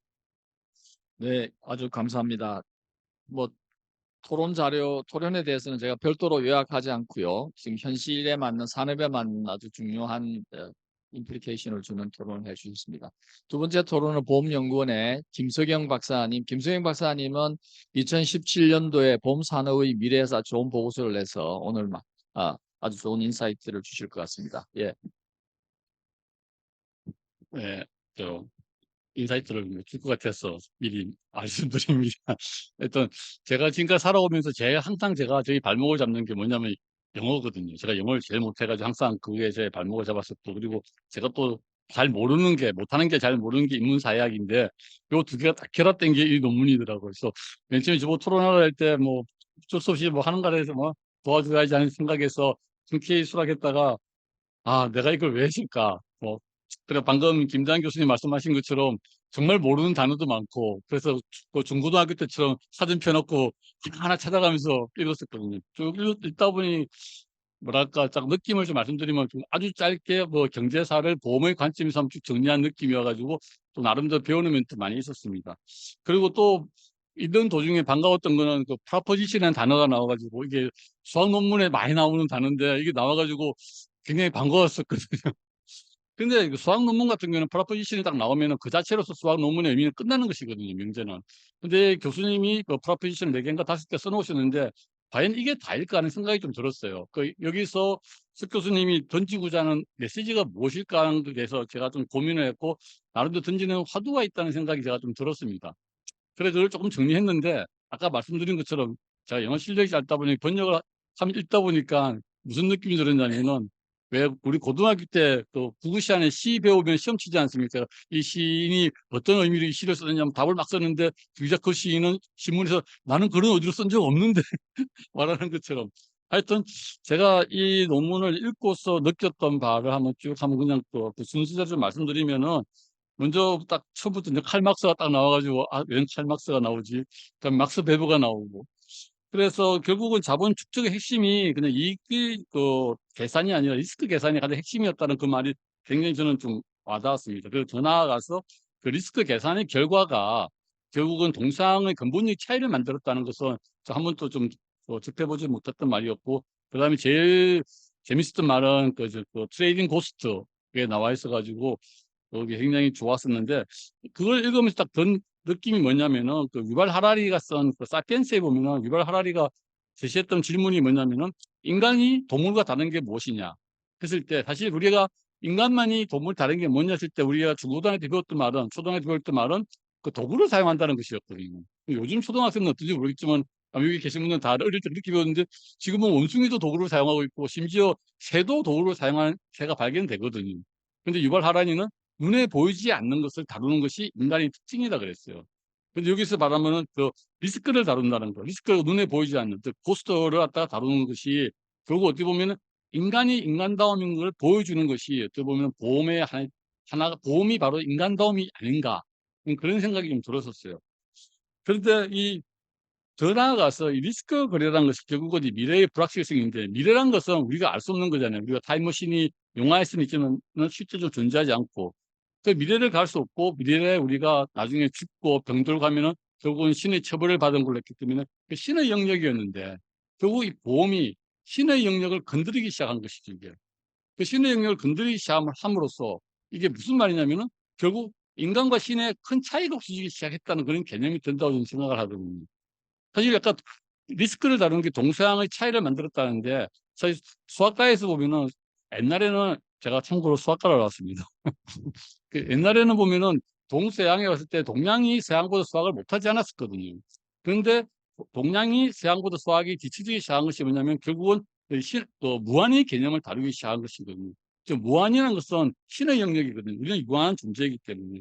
무한을 다루는 게 두 가지가 있는데, 뉴턴과 라이브니츠가 만든 극한의 개념이 있고, 그리고 이제 칸토르가 만든 그 집합론이 있거든요. 아마 여러분도 고등학교 때, 중학교 때 집합론이 아마 수학 중에 제일 쉬운 걸 생각하지만 수학과 보면은 가장 어려운 학문 중에 하나이고, 그 집합론의 목적이 무한을 다루기 위한 것이거든요.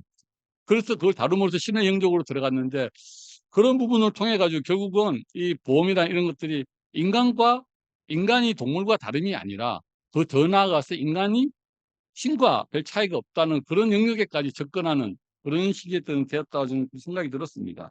그런데 보험은 그 자체가 어떻게 보면은 이 약간 좀 뭐랄까, 아까 특권을 말씀하시고 모순을 말씀하시는데, 그 자체가 내재적인 어떤 모순을 가짐으로써 그 모순이 진화되면서 이제 결국은 이제 문제를 만들게 됐다는 것이죠. 그러니까 옛날에는 그 모순이 큰 문제가 없었는데, 이게 점점 자본주의가 발달하고 하다가 이제 그러니까 자본주의 발달해 가면서 이제 상호 연대라는 것과 또 모순이 충돌하기 시작한 것이죠. 근데 제가 실제 현장에서 그걸 목격하는 사건이 하나 있었습니다. 또 제가 옛날에 현장에 있을 때 신협 공제에 계신 분들하고 회의를 한 적이 있는데, 그분들이 딱 그 이야기를 하더라고요. 그 신협 공제면은 다 사실 뮤추얼 펀드나 마찬가지인데, 회원들이 딱 질문을 던졌대요. 왜 너희들이 보험사처럼 행동하느냐? 우리는 우리끼리 행복하게 잘 살려고 하는데 왜 너희들이 자꾸 이익을 추구하려느냐? 그 질문을 던졌어 가지고 이 질문에 대해서 우리가 어떻게 답변을 해야 될지 모르겠다. 그걸 들은 적이 있는데, 요번에 이 논문을 읽으면서 딱 그 생각이 나더라고요. 아, 정말 똑같은 내용을 딱 적어 놓으셨더라고요. 근데 그때는 뭐 마이너하게 지나갔고 했는데, 점점점 사회가 진행되다 보니까 교수님이 지적하신 것처럼 이 정보혁명이 되면서, 이게 이제 점점점 그 모순이 눈에 띄게 커지기 시작하는 거죠. 옛날에는 살짝 가시 집혀서 막 무시하고 사는데, 가시가 이제 점점 커져가지고 이게 암을 만들고 암이 커가 이 생명 자체가 위험해지는 그런 상황에 도달했다고 생각이 좀 들었어요. 이게 논문을 읽으면서. 그래서 쭉 읽어 나가면서 결국은 정보도 이제 기업도 정보를 취득함으로써 보험사가 됐다는데, 여기서 살짝 제가 이제 이건 좀 아니다 싶은 게 하나 있었던 게 뭐냐면, 그냥 아주 무비건조하게 읽어 나갔을 때 이제 프로포지션 딱 보면은 수학이면 다 증명을 하는데, 그러니까 기업들이 보험사가 됐다가 아니라 기업들이 보험사처럼 행동한다겠죠. 그렇게 표현한 게 정확하게 맞는 것 같고, 맨 끝에 가서 컨버셔널 인슈어런스가 뭘 할 것이냐는 그 말은, 그 기업들이 보험자처럼 리스크를 테이킹한다가 아니라 그런 행동하는 과정 속에서 우리는 고유한 기능은 있지만 그런 행동하는 데서 어떻게 차별을 둘 것이냐, 그런 의미로 설명하는 게 더 정확하게 프로페셔널이 맞는 것 같은데, 그러다면은 문제는 무엇이냐면은 아까 말씀드린 것처럼 이 보험의 정신을 말씀드린 보험의 정신이 기본적으로 무엇이냐는 거예요. 그 부분. 보험의 근본적으로 우리가 들어갈 때 무엇이냐 봤을 때 결국은 말씀하신 것처럼 상호 연대라는 것이고 상호 연대라는 것은 결국은 인간에 대한 사랑이 것이거든요. 근데 그것이 개인이 점점 이렇게 정보혁명에서 거기에 무너져 나간다면은 그러면은 결국은 무엇이냐? 결국은 이제 이 전체적인 논문에서 또 교수님이 본인은 의도 안 하고 우리 고등학교 국어 시험에 나오는 그때 말인지 모르겠지만은 결국은 보험의 본질을 인간에 대한 어떤 질문을 던지면서 우리가 인간성을 회복해야 된다는 그런 질문을 던지는 것이 아닌가 하는 그런 생각이 좀 들었어요. 참고로 아까 제가 유발 하라리 이야기했는데 그 보험이란 것이 눈에 보이지 않고 한다는 그것이 인간만 가진다 생각할 수 있을지 모르겠지만은 실제 보면은 또 허벨박쥐들 중에는 보면은 어떤 한 종은 보면은 보험과 같은 역할을 하는 허벨박쥐가 있어요. 그러니까 자기가 피를 섭취한 다음에 있는데 동료 박쥐가 피를 못 먹어가지고 굶주리고 있으면 피를 나눠줘요. 그리고 나중에 자기가 굶주리면 또 피를 받아요. 이렇게. 그러니까 그런 동물도 그러고 있는데 만약 인간이 점점 정보혁명에 의해서 어떤 사회적 연대가 무너지고 정말 말씀하신 것처럼 그런 식으로 정말 차별화가 페어 디스크리미네이션이 정말로 보편화돼 가지고 나중에는 연대감이 없어진다면은 인간이 아까 제가 말씀드린 것처럼 리스크 캐큘레이션을 통해서 동물이기 아니라 신에 가까워지는데 오히려 이제 동물보다 못한 존재로 회귀하는 것이 아닐까 하는 그런 어떤 생각이 들었습니다. 그래서 결국은 이 논문에 제가 느낀 바는 이 논문의 주제는 그 보험 정신이라 하셨는데 보험 정신이 더 나아가서는 인간의 이웃에 대한 사랑에 좀 복귀를 하자는 그런 화두를 던지시는 것이 아닌가 하는 생각이 들었습니다. 이상입니다. 대단히 감사합니다. 김수영 박사님이 이제 수학 전공하셨지만 오늘 토론하신 거 보면 거의 인문학자가 되신 거죠, 이제. 네, 네, 아주 뭐 사실은 그 새로운 어떤 우리들에게 통찰을 또 한번 설명해 주셨고요. 마지막으로는 우리 윤현재보험에 있는 최영민 상무님 모셔서 또 새로운 얘기 듣도록 하겠습니다. 부탁드립니다. 예, 안녕하세요. 민현재범의 근무하는 최윤입니다. 처음에 석 교수님 논문하고 이게 발표 자료를 보고 조금 이제 너무 제 생각에 좀 광범위하다 싶어서 김 교수님한테 전화 드리고 좀 저한테 좀 영역을 좀 좁혀주시면은 질문 영역을 제가 좀 준비하는데 도움이 되겠습니다 하고 말씀드렸었는데 따로 그런 질문은 없고 나름대로 제가 생각하는 부분을 한번 정리하는 것도 괜찮다 하셔서 저 비주얼을 몇 장 준비했습니다. 인포메이션 레볼루션이 곧 보험혁명이다 이렇게 말씀하시는 부분을 보고 또 몇 부분에 있어서는 또 페어 디스크리미네이션 이런 부분도 그런 관점에서 그럼 보험산업에서 제가 보험업계 근무한 지 30년 넘지만은 보험업에서 고민하고 있는 부분 요즘 초개인화를 포인트로 해서 나름대로 상품 차별화도 애를 쓰고 전반적으로 보험 가치 사슬에 있어서 보험회사가 고민하는 부분 또 우려되는 부분, 불편한 부분이 어떤 것인가 하는 부분을 공유 드리면 도움이 되지 않을까 싶어서 준비해 왔습니다. 나름대로 정보혁명 하면은 쉽게 떠올 수 있는 게 이런 것들이 아닐까. 인터넷, 디지털라이제이션, 모바일 테크놀로지, 또 AI나 빅데이터, 소셜미디어, 이커머스. 알리바바나 아마존 통해서 수집되는 개인정보들도 상당하고요. 사실 90년대 초만 해도 인터넷이 없었을 때는 이렇게 정보가 공유되는 게 그렇게 쉽지 않았던 상황이죠. 요즘 들어서 보험회사들이 가장 많이 고민하는 게 디지털 전환입니다. 디지털 전환, 디지털 트랜스포메이션이나 디지털 최적화 이런 부분에 있어서 고민하는 부분은 아마 고객과의 접점을 좀 더 확대하고 고객의 유입을 좀 더 원활하게 하면서 유입된 고객들에게 좀 더 좋은 경험을 주면은 충성도 높은 고객으로 확보할 수 있지 않겠느냐 이런 부분에 있어서 가치 사슬 부분 이런 부분을 굉장히 고민을 많이 하고 있습니다. 그 근간에는 데이터 분석 역량이 필요한데 이런 부분을 좀 확충하려고 보험 회사들마다 열심히 노력을 하고 있는 상황입니다. 구체적으로 보면은 이제 차별화 포인트에 대해서 고민을 많이 하고 있는데요. 뭐 상품 개발에 있어서 AI를 활용한 위험률을 산출한다거나 또 언더라이팅에 있어서는 가입자 빅데이터를 융합한 위험률을 예측하는 모델을 개발한다고. 또 손해사정에 있어서도 보험 사기를 좀 방지해서 보험금 지급 효율성을 좀 높이려고 많이 애를 쓰는데 이런 것 전반적으로 이 궁극적인 목표는 고객 경험의 양적인 어떤 질적 또 양적 차별화 아닌가.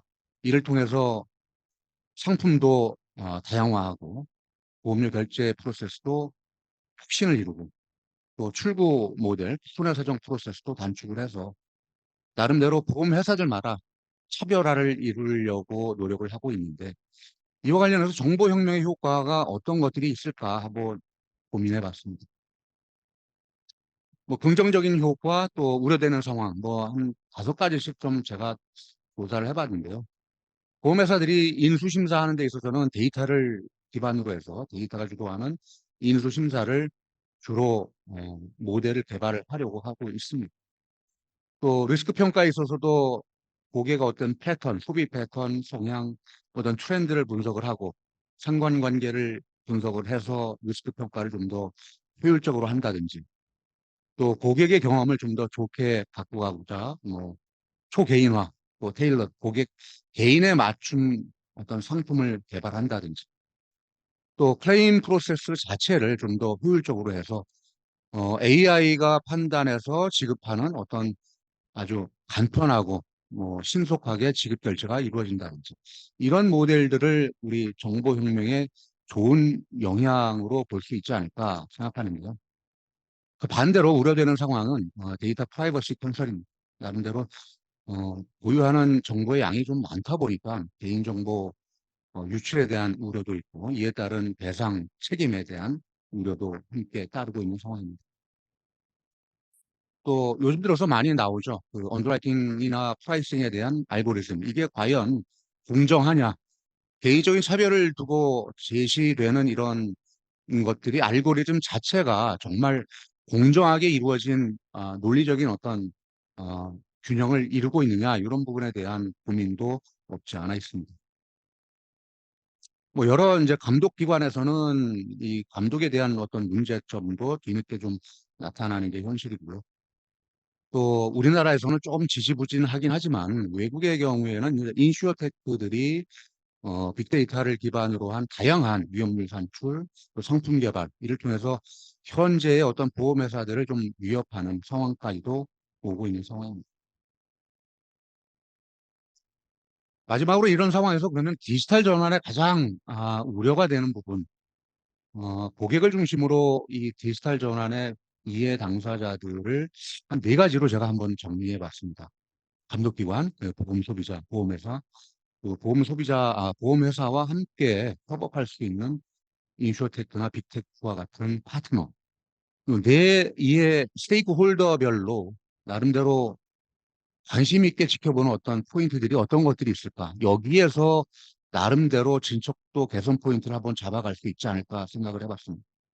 감독기관은 먼저 볼까요? 신상품 개발하는 데 있어서 신위험률 산출 이런 부분에 대해서 굉장히 감독 규제가 상당합니다.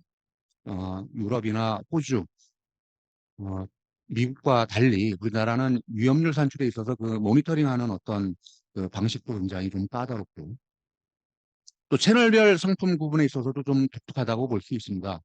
예를 들어서 전속 채널이 판매하는 상품, GA가 판매하는 상품, 상품 내용이 틀립니다. 가격도 틀리고 이런 부분에 대해서도 좀 보험회사 입장에서는 좀 개선이 필요하지 않을까. 보상 프로세스 역시 우리나라 보험업법에 있어서는 나름대로 보험회사만이 손해사정을 할 수 있는 보험금 결제 프로세스를 전담할 수밖에 없는 구조이고요. 뭐 여러 가지 뭐 언더라이팅 에이전시 규제 포함해서 다양하게 있는데 이 부분에 있어서 가장 제가 뭐 데이터 활용 제한 부분이 좀 독특하다 하는 부분을 제가 좀 말씀드리고 싶고요. 보험 소비자 측면에서도 나름대로 플랫폼에 올리면 특히 이제 트래픽이 많은 플랫폼에 상품을 올려놓으면 잘 팔리지 않을까 해서 보험회사들마다 다양한 테크 회사들과 협업을 해서 보험 상품, 디지털 상품들을 올려놓고 있는데 거의 잘 팔리지를 않고 있습니다. 이런 부분은 곧 데이터 활용에 있어서도 크게 제약으로 다가오고 있는 상황이죠. 보험회사 입장에서는 나름대로 디지털 전환에 있어서 투자를 많이 하고 싶어 하는데 투자 대비 효율성이 그냥 있느냐 이런 부분을 많이 고민하게 됩니다. 언젠가는 이런 부분 프로세스 개선이 안 될 정도로 이 회사가 뒤처져 있는 거 아닌가 할 단계가 올 수도 있는데 그 단계를 어느 정도는 인식하기 전까지는 보험회사들도 또 투자를 해야 되지 않을까. 그 적정선이 어딜까 하는 부분은 각 개별 보험회사들만의 그 고민거리라고 봅니다. 데이터 활용 제한에 있어서는 규제 개선을 좀 기다리고 있는 상황입니다. 인슈어테크 입장에서도 데이터 활용 제한, 나름대로 데이터 분석 역량이 큰데도 불구하고 보험 상품을 개발할 수 없다거나 아니면은 신위험률 산출을 해서 보험회사와 협업할 수 있는 환경이 좀 더 구축되어 있지 않다는 부분. 이런 부분이 조금은 좀 보험회사 근무하는 사람으로서 좀 어, 유감스러운 부분이라고 할 수 있습니다. 전반적으로 디지털 전환 로드맵은 보험 소비자와의 어떤 접점을 확대하는 과정인데 이런 과정에서 생성되고 수집되는 어떤 데이터, 정보 이런 것들을 얼마나 효과적으로 활용하느냐에 달려 있다고 봅니다. 이러한 관점에서 여기 제가 나열한 이해 관계자들 그분들의 역할, 적적인 역할 개입이 좀 필요한 상황이 아닌가 그렇게 생각이 듭니다. 이상 마치겠습니다. 감사합니다. 네, 최영민 상무님 대단히 감사합니다. 지금 현업에 계신 지금 입장에서 지금 현재 진행되고 있는 디지털 전환의 보험 산업의 지금 고민 그리고 앞으로의 전망 이런 얘기해 주셨습니다. 혹시 우리 플로우에 오늘 그래도 몇 번 나와 계신데 또 코멘트나 질문 이런 거 없으십니까? 네, 뭐 다양한 말씀이 좀 있으실 것 같은데 네, 마이크 좀 부탁드리겠습니다. 석성 교수님한테 질문이 있는데요. 페이지 9페이지 보면 리스크 캘큘레이션 체인지 레이셔널이라는 말을 쓰셨어요.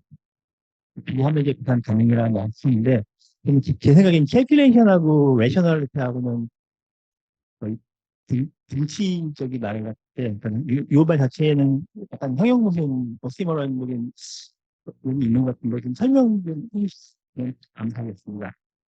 제가 보기에는 이게 바운디드 레이셔널리티 이런 개념을 받기로 하고 아니면은 이 리스크 캘큘레이션 하는 것 자체가 일레이셔널 수가 있는 건지 아니면은 캘큘레이션을 하는 것 자체가 일레이셔널 수가 내용적인 부분이 있는지 그런 여러 가지 생각이 막 스쳤거든요. 그래서 좀 설명을 해주시면 의미가 명확할 것 같습니다. 우리 부원장님, 제가 옛날에 드린 질문 지금 답을 한번 해주시죠. 초개인화, 디지털라이제이션이 극단화되면 대수의 법칙은 계속 유효한가? 보험회사의 어떻게 보면 보험료 계산의 에토스 중에 하나인데 여기 관련돼 있지 않나요? 예.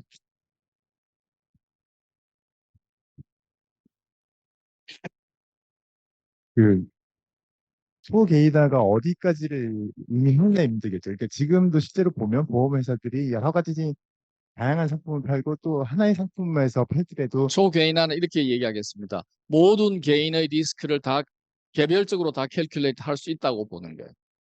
그러니까 리스크를 캘큘레이트를 개별적으로 다 할 수 있다라고 할 때 어떤 개인의 리스크라고 하는 거는 이게 어떤 결과값이 한정된 리스크가 아니거든요. 분명히 개개인들이 다 어떤 확률적인 분포를 가지고 있기 때문에 리스크인 거고 이 분포를 가지고 있는 그 개체들을 다 모아놓으면 그 분포의 평균과 분산이 다르더라도 다 모아놓으면 배수의 법칙을 성립은 해요.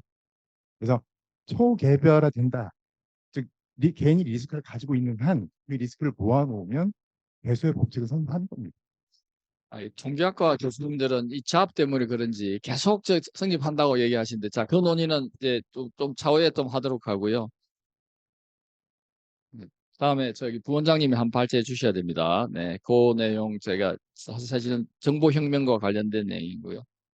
제가 이제 우리 발제자이신 석 교수님한테 마이크를 넘기기 전에 이제 저희 코멘트 또 질문 몇 가지 좀 드린다면, 어, 뭐 저는 이제 비슷한 맥락에서 이제 이런 고민을 좀 해봤었는데, 오늘 교수님은 이제 그 푸코가 제시하는 에피스테메의 레벨 단계로 나누어서 이런 이제 제시해 주셨잖아요. 그죠?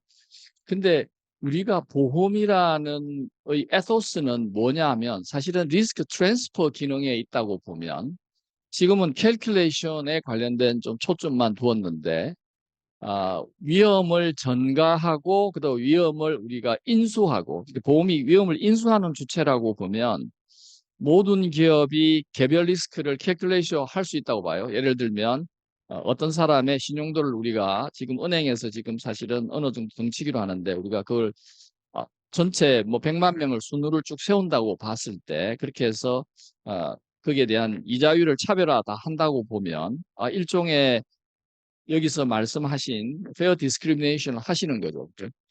그렇게 되면 그 기능은 틀림없이 이제 보험회사에서 가진 일부 기능, 프라이싱 할 때 페어 디스크리미네이션 기능을 가지고는 있지만 여전히 우리가 말하는 어슘 기능도 같이 하는 것인가? 물론 이제 은행이 그걸 받아서 어슘한다고 이제 얘기는 할 수는 있겠지만 지금 우리 통계학자이신 부원장님이 말씀하신 그게 뭐 그런 경우에도 대수요법칙 물론 적용이 되겠지만 지금 현재 우리가 말하는 컨벤셔널 보험하고는 좀 다른 것이 아닌가라는 이제 말씀에 한번 코멘트를 주시기를 바라고요.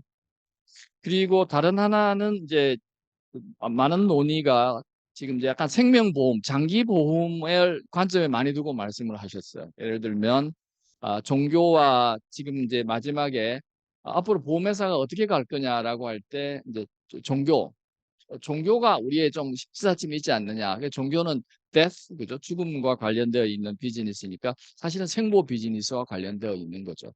그래서 베이커 1996년도 사실은 생명보험과 관련되어 있는 지금 보험회사의 발전과 변화 이제 이런 모습이라서 혹시 손해보험에 대해서 별도로 생각하시는 게 있으신지 제가 또 궁금해서 그걸 좀 여쭤보겠습니다.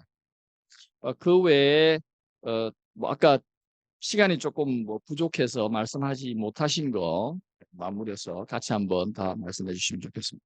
예, 원장님, 예. 원장님이 마이크 좀. 오늘 강의 진짜 인상 깊었는데 그냥 이제 드는 생각은 지금 이제 모순이라고 이야기하셨던 개인과 어떤 분할에 대한 것, 그다음에 개인의 이제 이익하고 상호 연계성 이게 이제 결국은 사회보험과 민영보험 사이에 그 분화되어서 그 기능을 하고 있다라고 두 개가 모순이라고 해야 되는지 아니면 우리 사회에서 공존하는 어떤 기능이라고 봐야 됩니다. 사실은 이제 그게 앞부분은 이제 자유라는 표현을 하셨고 뒤에는 이제 평등이라는 표현을 하셨는데 자유와 평등은 또 하나의 이념의 양축이잖아요. 근데 이 두 개가 사실은 같이 공존하고 있는 건데 지금 이제 교수님 발표하시는 거는 이게 상당히 좀 내순되어 있는 갈등의 요소로 이렇게 이제 말씀하시는데 거기에 대해서 좀 부연 설명을 해주시면 도움이 될 것 같아요. 다시 한번 좋은 강의 감사하게 잘 들었습니다. 또 지금 원장님 말씀하신 또 생각이 나는 게 그게 있었어요. 우리가 이제 보통 보험기관을 진화적으로 봤을 때 소위 말해서 조합, 그죠? 길드와 같은 모든 이익을 쉐어하는 조합이나 아니면 조금 발전하면 상호회사 형태의 발전에서 상호회사가 나중에 이제 주식회사로 발전하는 형태잖아요. 그죠? 그러면 이제 주식회사로 상호회사가 주식회사로 전환할 때 우리가 생명보험에서 보면 대부분 파티스페이팅 팔러시를 파는 거죠. 배당 상품을 파는 건데 그러면 지금 이제 논의하신 이 논의는 우리가 그러면 생명보험회사에서 계속 우리나라는 물론 지금 이제 배당 상품을 팔지 거의 않고 있지만 배당 상품을 주식해서 계속 팔면 이런 갈등이 조금 없어지는 건지 지금 인디비주얼 갈등이 거기에도 지금 생각이 나서 우리 또 석 교수님한테 또 질문을 던지겠습니다. 자, 석 교수님. 예, 예, 예, 오늘 뭐 핫합니다. 예. 네, 오늘 석 교수님 강의 잘 들었습니다. 제가 좀 관심 이제 가지고 있는 부분을 관련해 가지고 오늘 발표한 거랑 좀 연관이 있어서 이제 교수님 발표 이제 에서 보면 이제 리스크 이런 이제 계산하는 측면에서 계속해서 이제 대립되는 어떤 그런 역사적인 구도를 쭉 이렇게 설명을 이제 해주셨는데 지금 아마 우리가 이제 관심 많이 가지고 있는 게 빅테크가 이제 들어오면서 이게 이제 리스크 계산 측면에서 봤을 때 그동안 보험회사의 어떤 영역이었는데 이게 그러니까 그 시장 구조가 이제 어떻게 보면 과점 시장이었는데 이제 빅테크가 들어오면서 이제 경쟁 시장으로 이렇게 가면서 이게 앞으로 진행이 될 것인가, 피벗해 나갈 것인가 아니면 경쟁 구도로 가서 위너가 생기고 루즈가 생기고 뭐 이렇게 할 것인지 아마 아까 김대한 교수님 그 토론 내용 중에서 이제 이 소비자가 위너가 된다 하는 이야기가 이런 이제 경쟁 구도 하에서 이제 소비자가 뭐 가격이나 이런 측면에서 이점이 있지 않겠냐는 그렇게 이제 토론을 해주신 것 같은데 그런 어떤 전망에 관해서 조금 어, 제안을 말씀해 주시면 고맙겠습니다. 네, 석 교수님, 오늘 뜨거운 강의에 지금 이 생각 밖으로 엄청난 지금 열광하고 있습니다. 네, 이제 나중에 파트 2 한 번 더 하셔야 될 것 같아요. 자, 석 교수님 마이크 드리겠습니다. 예, 토론과 질문 감사합니다. 저는 대부분 주시느라고 안 들으셨죠?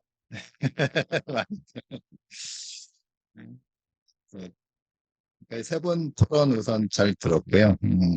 뭐 특별히 막 저한테 뭐 질문하신 거는 아닌데 제가 들으면서 조금 생각나는 거 먼저 말씀을 드리고 그리고 다른 거에 대한 말씀을 좀 드리겠습니다. 그래서 아까 아마 정세창 교수님 말씀도 마찬가지인데 이제 뭐 소비자한테 유리하냐 뭐 제가 아까 사실은 발표 시간이 없어서 다 못했는데 사실 제 발표는 이제 디스크리미네이션 한다는 게 꼭 나쁘다 이런 뜻으로 말씀드리는 건 원래 아니었어요. 뭐 그렇게 하려고 한다는 거죠. 그래서 여기서 보험시장도 디스크리미네이션 하지만 그게 꼭 소비자한테 나쁜 건 아니다. 그러니까 경쟁 관계에 따라서 좋을 수도 있는데 사실 그런 의미로 뭐 소비자한테 좋다 나쁘다 이런 의미로 말씀드리는 건 옆에 그것만 들으면 이제 좀 나쁘다는 의미로는 듣습니다. 무엇보다는 이제 에토스잖아요. 어떻게 하려고 하는, 그러니까 그렇게 안 하면 보험사들은 이제 경쟁에서 도태가 되는 거죠. 결국은. 뭐, 득점화 되든 안 되든 그게 그 결과가 중요한 게 아니라 그렇게 하지 않으면 도태되기 때문에 하는 거죠. 그래서 제가 사실은 강조하고 싶은 거는 그 결과가 그래서 뭐 득점이나 가점이나 경쟁 이런 데 초점을 둔 건 아니고 결국 이 경쟁 또는 시장 또는 자본주의에 흘러가는 이 힘에 따라서 결국은 그 방향으로 간다. 제가 말씀을 드리려고 했던 것이고, 그래서 저는 뭐 경우에 따라서는 소비자한테 유리한 부분도 있고 또 경우 라고 생각하는 거에서 근데 제 관점은 거기에 있는 건 아니고 어떻게 되든 간에 결국은 모든 기업이 마치 보험사들이 과거에 해왔던 거와 같은 그런 비슷한 행동을 한다는 점에 대한 그런 말씀을 다시 드리고 싶었던 거예요. 그래서 제가 이제 이 발표를 하게 된 계기라고 해요. 여기까지 글을 쓰게 된 계기를 생각해보면 평소에 이제 제가 어떤 논문 쓰는지 아시는 분은 조금 이상하다고 생각하실 수도 있는데 이거는 이제 좀 네, 정보혁명, 4차 산업혁명이란 보통 이제 인슈어테크라든가 이런 컨텍스트에서 좀 많이들 얘기했죠. 보험연구원에서도 오늘 굉장히 많은 그런 세미나도 하고 그러니까 그것도 물론 중요한데 제가 좀 봤을 때 너무 보험시장, 보험 상품의 관점에서만 늘 보는 것 같아서 그래서 그게 아니라 보험이라고 하는 것 자체는 보험 시장을 벗어나서 보험의 아이디어 이런 것들은 얼마나 그게 어떻게 보면은 간단하지 않은 것인가. 아까 이제 트레이딩 코스트, 아까 또 말씀하시고 사피엔스, 인지혁명 얘기도 하신 것처럼 이거는 그냥 간단하게 나오는 것은 아니고 그래서 그 마치 유령을 거래하듯이 그런 식의 아이디어가 있어야 되고 그러면 그거를 뒷받침하기 위해서는 여러 가지 어떤 관념 그리고 이제 사실은 관념 내지는 서사 그걸 뒷받침하는 스토리가 있어요. 그런 의미에서 아까 이제 김성현 박사님 말씀하신 그 사피엔스의 그 인지혁명 그러니까 그 정도의 어떤 인지혁명도 결국은 공상의 스토리를 공유하는 게 중요하잖아요. 그런 스토리 없이는 보험시장이 시작되지 않고 그 보험시장 결국 그런 스토리를 공유함으로써 시작된 것이고 자본주의라는 것도 어떤 의미에서는 마찬가지라는 것이죠. 그런 의미에서 두 개의 연관관계가 있는데 근데 이제 보통 우리는 이제 너무 이제 미시적으로 보고 너무 또 보험시장 위주로 보기 때문에 보험의 의미에 대해서 그건 너무 축소해서 보는 게 아니에요. 그래서 그런 평소에 그런 마음이 있어서 글을 쓰게 됐습니다. 그래서 뭐 저한테 뭐 여러 가지 질문하셨는데 저한테 답을 제가 이제 답을 드리려고 한 게 아니라 여러분한테 같이 생각해 볼 질문을 드리려고 쓴 것이다. 이렇게 생각하시면 될 것 같고요. 네, 그래서 일단은 아까 소비자 관련된 얘기, 그다음에 김도영 박사님이 사피엔스 말씀을 드렸고 보험자처럼 기업들이 보험자가 된다 이렇게 해서 좀 수학적으로는 좀 이상하지만 뭐이 논문은 그렇게 논리적으로 쓴 건 아니고 약간의 상상력을 요구하면서 썼기 때문에 그리고 또 하나는 제가 이제 쓰지는 않았지만 보험자 되기의 그 되기 비커밍이라고 하는 게 사실 철학적인 뜻이 좀 있습니다. 그래서 아까 들레즈의 뭐 비커밍 뭐뭐 되기라는 게 그래서 그걸 약간 제가 넣기 위해서 보험자 되기 이렇습니다. 사실. 내용은 이제 보험자처럼 행동한다. 뭐 그렇게 해석하셔도 되는 게 없고. 예, 그렇습니다. 그리고 최영면 성님께서 여러 가지 전 뭐 프로컨 이렇게 하고 뭐 어떤 문제점도 좀 말씀하셨는데 그걸 보면서 제가 좀 느낀 게 그 뒷부분에 대체로 어떤 문제점이라든가 이런 거는 결국은 그 인디비주얼리티와 디비주얼리티 사이의 갈등과 연결되는 거입니다. 그래서 인격이라든가 개인정보라든가 결국 그런 문제 때문에 계속 뭐가 레귤레이션도 있고 뭐 문제가 생긴다는 거죠. 그것이 사실은 이제 인디비주얼리티와 디비주얼리티. 그러니까 디비주얼리티는 결국은 기업의 이익이라든가 뭐 데이터라든가 인간을 인격체로 보는 게 아니라 이익의 소스로 보는 그런 거와 그 다음에 인격이 망가지는 것, 개인 정보가 망가지는 걸 보호하려고 하는 소비자라든가 어떤 규제 당국 이것들의 갈등. 그리고 이제 데이터를 얼마만큼 주느냐, 허용하느냐 이 이슈가 당연히 있는 것 같습니다. 그래서 그런 느낌을 받으면서 토론을 들었습니다.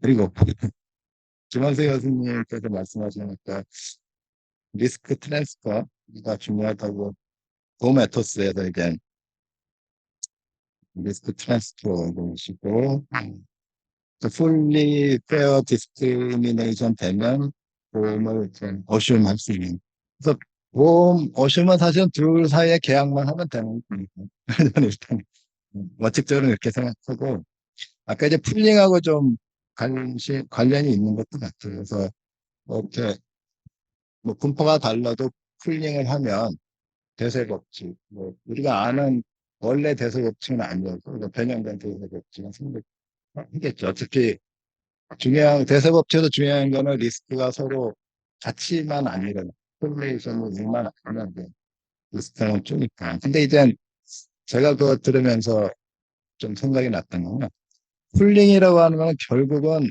어떻게든 서로 다른 리스크를 합치는 거예요. 이거는 결국은 뭐냐면 상호 구조에 어떤 의미가 들어간다. 그러면 그 구조를 하려면 풀링을 해야 되는데, 풀 디스크리미네이션 한다는 거는 좀 그거랑은, 물론 좀 보험료는 따로 매길 수는 있지만, 이제 제가 말씀드린 건 어떤, 음, 정신이라고 할까? 시각은 조금, 풀링은 상호 협력이라고 하는 그런 정신이 좀 강한 건데, 사실은. 근데 페어 디스크리미네이션은 그건 반대로 반. 그래서 두 개가 양립할 수 없다는 게 아니라 푸딩하고 프라이싱은 따로 할 수는 있구나. 제가 말씀드리고 싶은 게 정신이 사실 두 개가 모순된 걸 안고 있는 정신. 뭐 그런 느낌. 좀.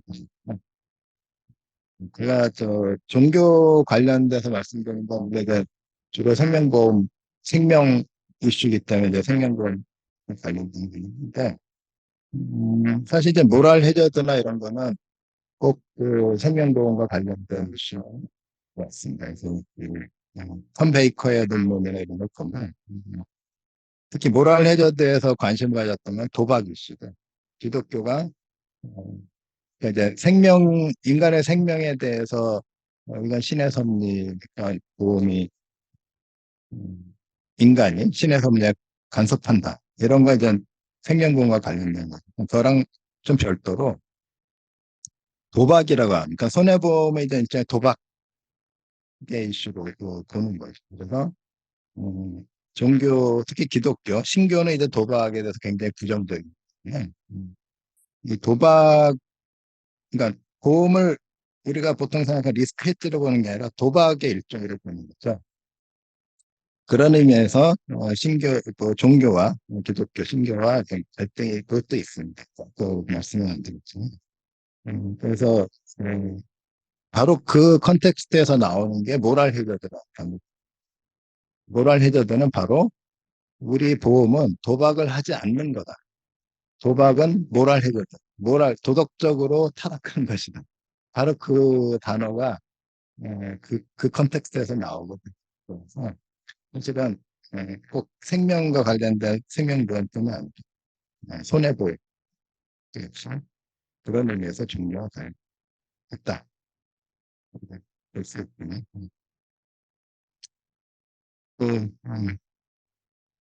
그리고 아까 저기 리스크 캘큘레이션 이제 레셔널리티 그거는 뭐 그러니까 일반적으로 그렇죠. 계산한다는 거를 합리성과 일치시키는데 리스크 그럴 때는 우리가 이제 사회학이나 인류학도 그렇고요, 심리학도 그렇고 보면 리스크에 대한 개념이 굉장히 사실은 복잡한 개념이라는 거예요. 그래서 우리는 이제 그 액추어리얼 사이언스만 생각해 보면 그냥 수학적으로 사고가 나냐 안 나냐 확률 요게 대한 리스크라고 일반적으로 있지만 사실은 그것보다 훨씬 복잡한 의미가 있는 게 리스크인 것이죠. 그래서 심지어 probability라고 하는 확률이라는 단어 역시도 이렇게 간단한 게 아니라 그래서 그 이제 이쪽에 이안 해킨이라고 하는 분이 좀 확률과 관련된 그 통계 사학자 굉장히 유명하신 분 같은데 거기도 보면은 애초에 그 파스칼하고 그 페르마가 이제 수학적 확률이라는 개념을 만들 때 그리고 그 이후에도 확률이라고 하는 개념에 대한 정의가 굉장히 다양하고 기본적으로 두 가지가 달랐다. 하나는 수학적인 계산으로서의 확률. 우리가 이제 알고 있는 그 확률이라고 하죠. 이거 외에 또 중요한 파스칼 역시도 그 당시에 수학적으로서의 확률뿐이 아니라 인식론적으로서의 확률이라 그런 개념 굉장히 중요하다는데 인식론적인 확률의 개념은 뭐냐면 내가 너를 얼마만큼 믿을 수 있는 정도 또는 증명할 수 있는 정도 또는 받아들일 수 있는 정도라는 어떤 인식론적인 의미로 확률이라는 개념이 굉장히 중요하게 쓰였던 것입니다. 그리고 최근에 이제 사회학이나 이런 데 보시면 리스크는 그냥 계산할 수 있는 게 아니라 사회적으로 선택된다라고 하는 개념도 굉장히 중요하게 얘기하고 있는데 이제 우리가 보험 시장에서 다루고 있는 그런 자동차 리스크 사고라든가 이런 게 아니라 국가 전체 어떤 리스크, 후쿠시마 이런 게 터진다고 했는데 그런 거는 사실은 확률적 수학적으로 계산하기가 쉽지 않잖아요. 아무도 알지도 못하고. 그리고 무엇이 리스크인지도 사실은 정확하지 않답니다.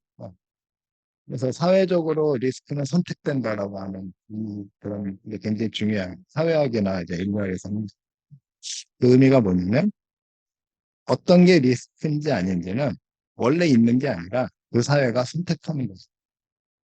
그래서 가장 제가 이제 흥미롭게 생각하는 게 이제 인류학자, 그 성함 이제 까먹었는데, 그 얘기는 뭐냐면, 신발이 밖에 있으면 더럽지 않고, 신발이 침대 위에 있으면 더러워. 그러니까 무엇이 리스크냐 아니냐는 그 사회가 정하는 거지. 그런 의미에서 보면, 우리가 일반적으로 리스크 캘큘레이션이라고 하는 거는 우리가 알고 있는 그 하나의 스토리 안에서 위험을 숫자로 계산하면 그리고 그 논리적인 수학의 틀 안에서 논리적이지만 리스크라고 하는 개념 자체, 리스크의 다양한 측면 중에 일부분이 아니라 전체를 본다면 그 수학적인 계산조차도 사실은 이래션 그런 좀 복합적인 의미의 그런 의미로 제가 이래션 그렇게 이제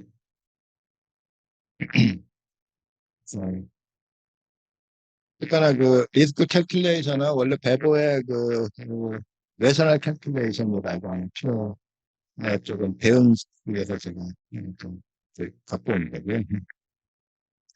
그래서 배보의 레셔널 캘큘레이션은 진짜로 계산한다. 캘큘레이션 자체에 레셔널이라는 의미가 이미 있어. 그래서 가격으로 가격표를 붙인다든가 이런 것들이 다 레셔널하기 때문에 하는 것이다.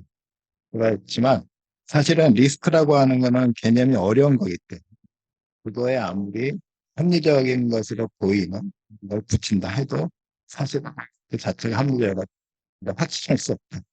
그 정도 의미를 저는 말씀드립니다. 원장님께서 말씀하시는 그쵸. 제가 좀 또, 솔리더리티, 뭐, 연대와 개인화의 모순, 그다음 개인화와 분할자의 모순을 말씀을 드렸는데, 사실은, 그렇죠. 그 모순이 해결될 수 있으면 모순으로 남지는 않겠죠. 근데 좀 말씀 주신 것처럼, 결국은 어떤 의미에서는 각각의 의미가 있고, 그러다 보니까 공존을 하는 거죠. 그래서, 공존하는 걸 제가 또 부정하는 건 아닌데, 제가 특별히 모순을 강조한 거는, 우리가 그 사이의 모순에 대해서 그렇게 깊게 생각을 안 하는 것 같아요. 그래서 제가 모순을 좀 강조한다는 의미로 한 것이죠. 그래서 공존하는 거, 저도 뭐 당연히 공존한다고 생각하고, 공존하면서 모순이 있다 생각을 합니다. 진짜.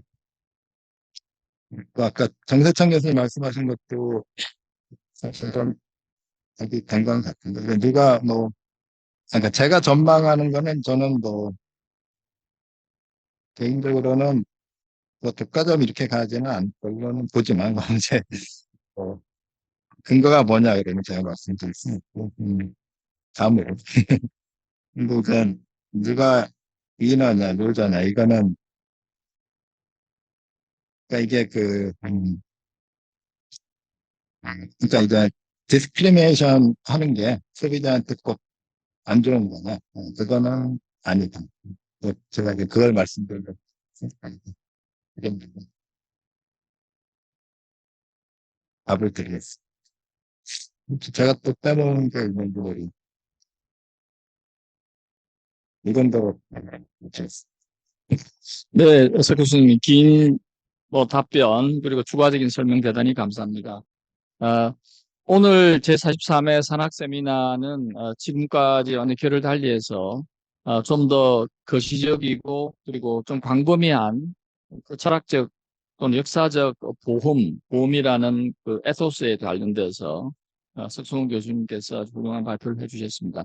오늘 발표해 주신 석 교수님 그리고 토론해 주신 동아대학교 김대한 교수님, 보험연구원 김성인 박사님, 민은이의 최영민 상무님 대단히 감사합니다. 자, 43회 산학 세미나 여기서 마치겠습니다. 감사합니다.